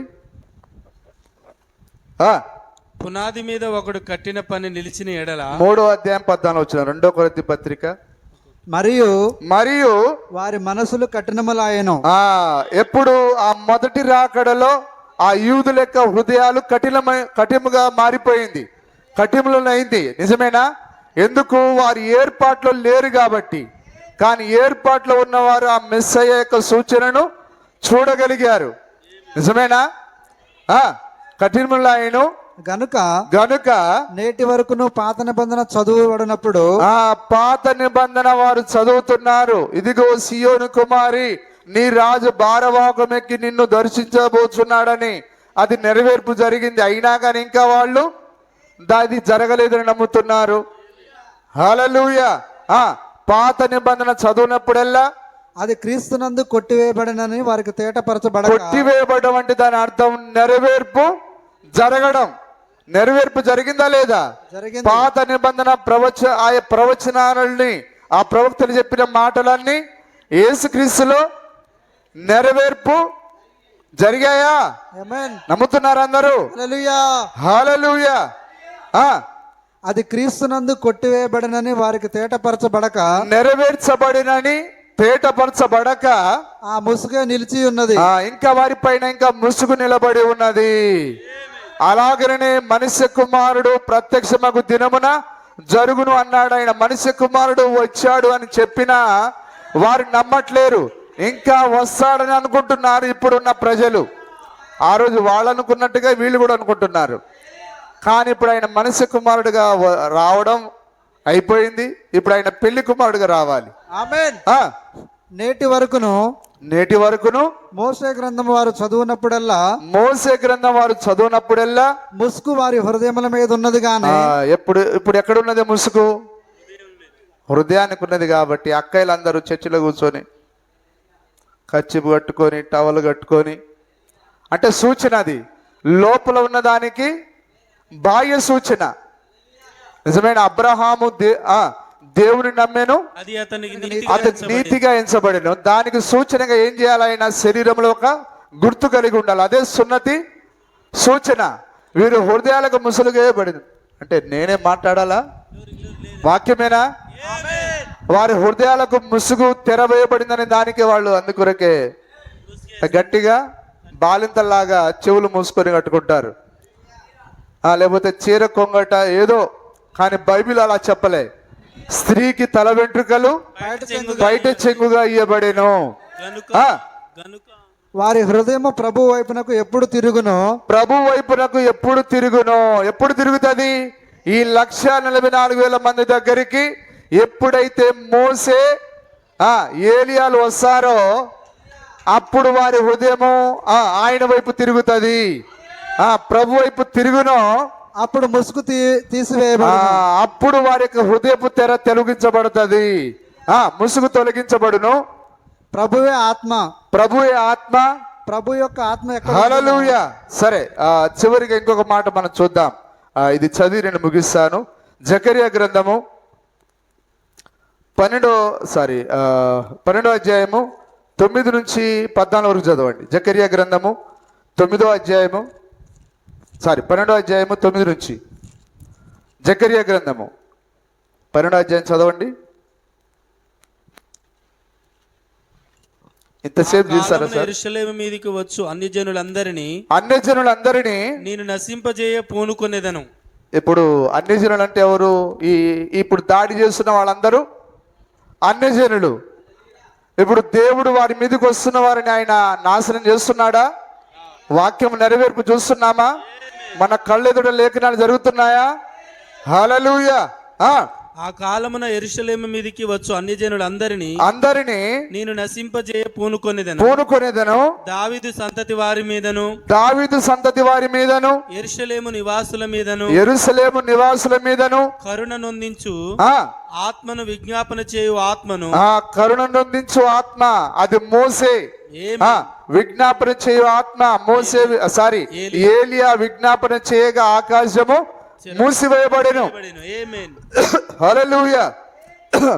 విజ్ఞాపన చేయు ఆత్మ నేను కుమ్మరింపగా వారు తాము పొడిచిన నా మీద దృష్టి ఉంచి ఒకడు తన యొక్క కుమారుని విషయమై దుఃఖించున్నట్లు తన జ్యేష్ఠ పుత్రుని విషయమై ఒకడు ప్రలాపించున్నట్లు అతని విషయమై దుఃఖించు ప్రలాపింతురు. చదవండి సార్. ఆత్మని ఎవరైనా చెప్పారా? మొగిద్దోను లోయలో హదద్రిమ్మోను దగ్గర జరిగిన ప్రలాపము వలనే ఆ దినమున యెరూషలేములో బహుగా ప్రలాపము జరుగును. ఇప్పుడు ఈ 1,44,000 మంది అంటే ఈ 1,44,000 మంది ఎన్ని గోత్రాల నుంచి ఉన్నారు? 12 గోత్రాలు. ఎన్ని గోత్రాలు ఉన్నాయి? పరలోకములో 24 పెద్దలు ఉన్నారా? 12 మంది గోత్రకర్తలు, 12 మంది అపోస్తలులు. వీరిని కలిపే 24 పెద్దలు అంటారు. నిజమేనా? అయితే ఈ యొక్క 12 గోత్రాల్లో నుంచి 12 కుటుంబాల వారు 12,000 మంది, ఒక్కొక్క గోత్రం నుంచి 12,000 మంది. నిజమేనా? హల్లెలూయా. ఆ యొక్క ప్రతి గోత్రంలో నుంచి వారు దేవుణ్ణి తెలుసుకుంటారు. చదవండి. దేశ నివాసులందరూ ఏ కుటుంబమునకు ఆ కుటుంబముగా ప్రలాపింతురు. దావీదు కుటుంబీకులు ప్రత్యేకంగాను వారి భార్యలు ప్రత్యేకముగాను నాతాను కుటుంబీకులు ప్రత్యేకముగాను వారి భార్యలు ప్రత్యేకముగాను లేవి కుటుంబీకులు ప్రత్యేకముగాను వారి భార్యలు ప్రత్యేకముగాను షిమీ కుటుంబీకులు ప్రత్యేకముగాను వారి భార్యలు ప్రత్యేకముగాను మిగిలిన వారిలో ప్రతి కుటుంబపు వారు ప్రత్యేకముగాను వారి భార్యలు ప్రత్యేకముగాను ప్రలాపింతురు. ఆ దినమున పాపమును అపవిత్రతను పరిహరించుటకై దావీదు సంతతి వారి కొరకును యెరూషలేము నివాసుల కొరకును ఊట ఒకటి తీయబడును. ఎవరు ఆ ఊట? ప్రభు అయిన యేసుక్రీస్తు ఆ ఊటై ఉన్నాడు. ఆయన ఆ రక్తము వారి కొరకు ఇంకా నిలబడి ఉన్నది. ఆమేన్. ఇదే సైన్యములకు అధిపతి యెహోవా వాక్కు. ఆ దినమున విగ్రహముల పేర్లు ఎక్కును జ్ఞాపకం. హల్లెలూయా. ఇప్పుడు ఎందుకు వీళ్ళు ఆ విధంగా ప్రలాపిస్తున్నారు? ఎందుకంటే అయ్యో మా ప్రభువును మేమే చంపుకున్నామా, మేమే సిలువ వేశామా, మా కారణంగానే ఆయన గాయపరచబడ్డాడా అని వారు తమను తాము ఏక కుమారుని పోగొట్టుకున్న రీతిగా ఆ 12 కుటుంబాలు, ఆ 12 గోత్రాల వారు తమను తాము దుఃఖించుకుంటున్నారు, ఏడుస్తూ ఉన్నారు, ప్రశ్చాత్తాపడుతూ ఉన్నారు. హల్లెలూయా. దేవునామానికి మహిమ కలుగునుగాక. ఆ తర్వాత 13వ అధ్యాయము 6-7 వచనాలు. అదే విధంగా జకర్యా గ్రంథము 13వ అధ్యాయము 6-7 వచనాలు. నీ చేతులకు గాయము లేమని వారిని అడగగా వాడు ఇవి నన్ను ప్రేమించిన వారి ఇంట నేను ఉండగా. ముందు ఇప్పుడు ఆయన ఆ 12 గోత్రాల వారికి, ఆ 1,44,000 మందికి, ఆ 12 కుటుంబీకులకు ఆయన తను తాను పరిచయం చేసుకునే సందర్భం అది. అప్పుడు ఆయన వారికి పరిచయం చేసుకున్నప్పుడు ఆయన చేతులకు ఏం కనిపిస్తున్నాయి? గాయాలు కనిపిస్తున్నాయి. ఆ గాయాలను చూసి ముందు 12వ అధ్యాయం కాదు, ముందు 13వ అధ్యాయం. 13వ అధ్యాయం సీన్ తర్వాత 12వ అధ్యాయం వస్తున్నది. ఈ దృశ్యాన్ని చూసి వారు అప్పుడు దుఃఖపడుతున్నారు. అయ్యో మా మెస్సయ్యను, మా ప్రభువును మేమే సిలువ వేశామని అక్కడ దుఃఖిస్తారు వాళ్ళు. నీ గాయములు ఏమిటని అడుగగా వారు ఇవి నన్ను ప్రేమించిన వారి ఇంట నేనుండగా నాకు కలిగిన గాయములను చెప్పును. ఖడ్గమా నా గొర్రెల కాపరి మీద. ఆ సిలువలో ఖడ్గము ఆయనని రెండుగా చీల్చి ఉన్నదా? ఆ ఇజ్రాయేలులు చెదిరిపోయి ఉన్నారా? ప్రవచనం అది. ఖడ్గమా నా గొర్రెల కాపరుల మీదను. ఎవరా కాపరి? ప్రభు అయిన యేసుక్రీస్తు. గొర్రెల కాపరి మీద నా సహకారి మీదను పడుము. ఇదే సైన్యములకు అధిపతికి యెహోవా వాక్కు. గొర్రెలు చెదిరిపోవునట్లు కాపరిని హతము చేయము. ప్రవచనం అది. గొర్రెలను ఏమయ్యాయి? ఇజ్రాయెల్ గొర్రెలు అన్య దేశాలకు చెదిరిపోయాయి. ఇప్పుడు మరలా ఏం చేస్తున్నాడు ఆయన? సమకూరుస్తున్నాడు ఆయన. ఆ చిన్న బెన్యామీను కొరకు దేవుడు, హల్లెలూయా, ఇప్పుడు ఆయన సమస్యాన్ని చక్కబరుస్తూ ఉన్నాడు ఆయన. దేవుని నామానికి మహిమ కలుగును గాక. దేవుడు ఈ మాటలను మన కొరకు దీవించును గాక. దేవుడు మిమ్మల్ని అందరిని దీవించును గాక.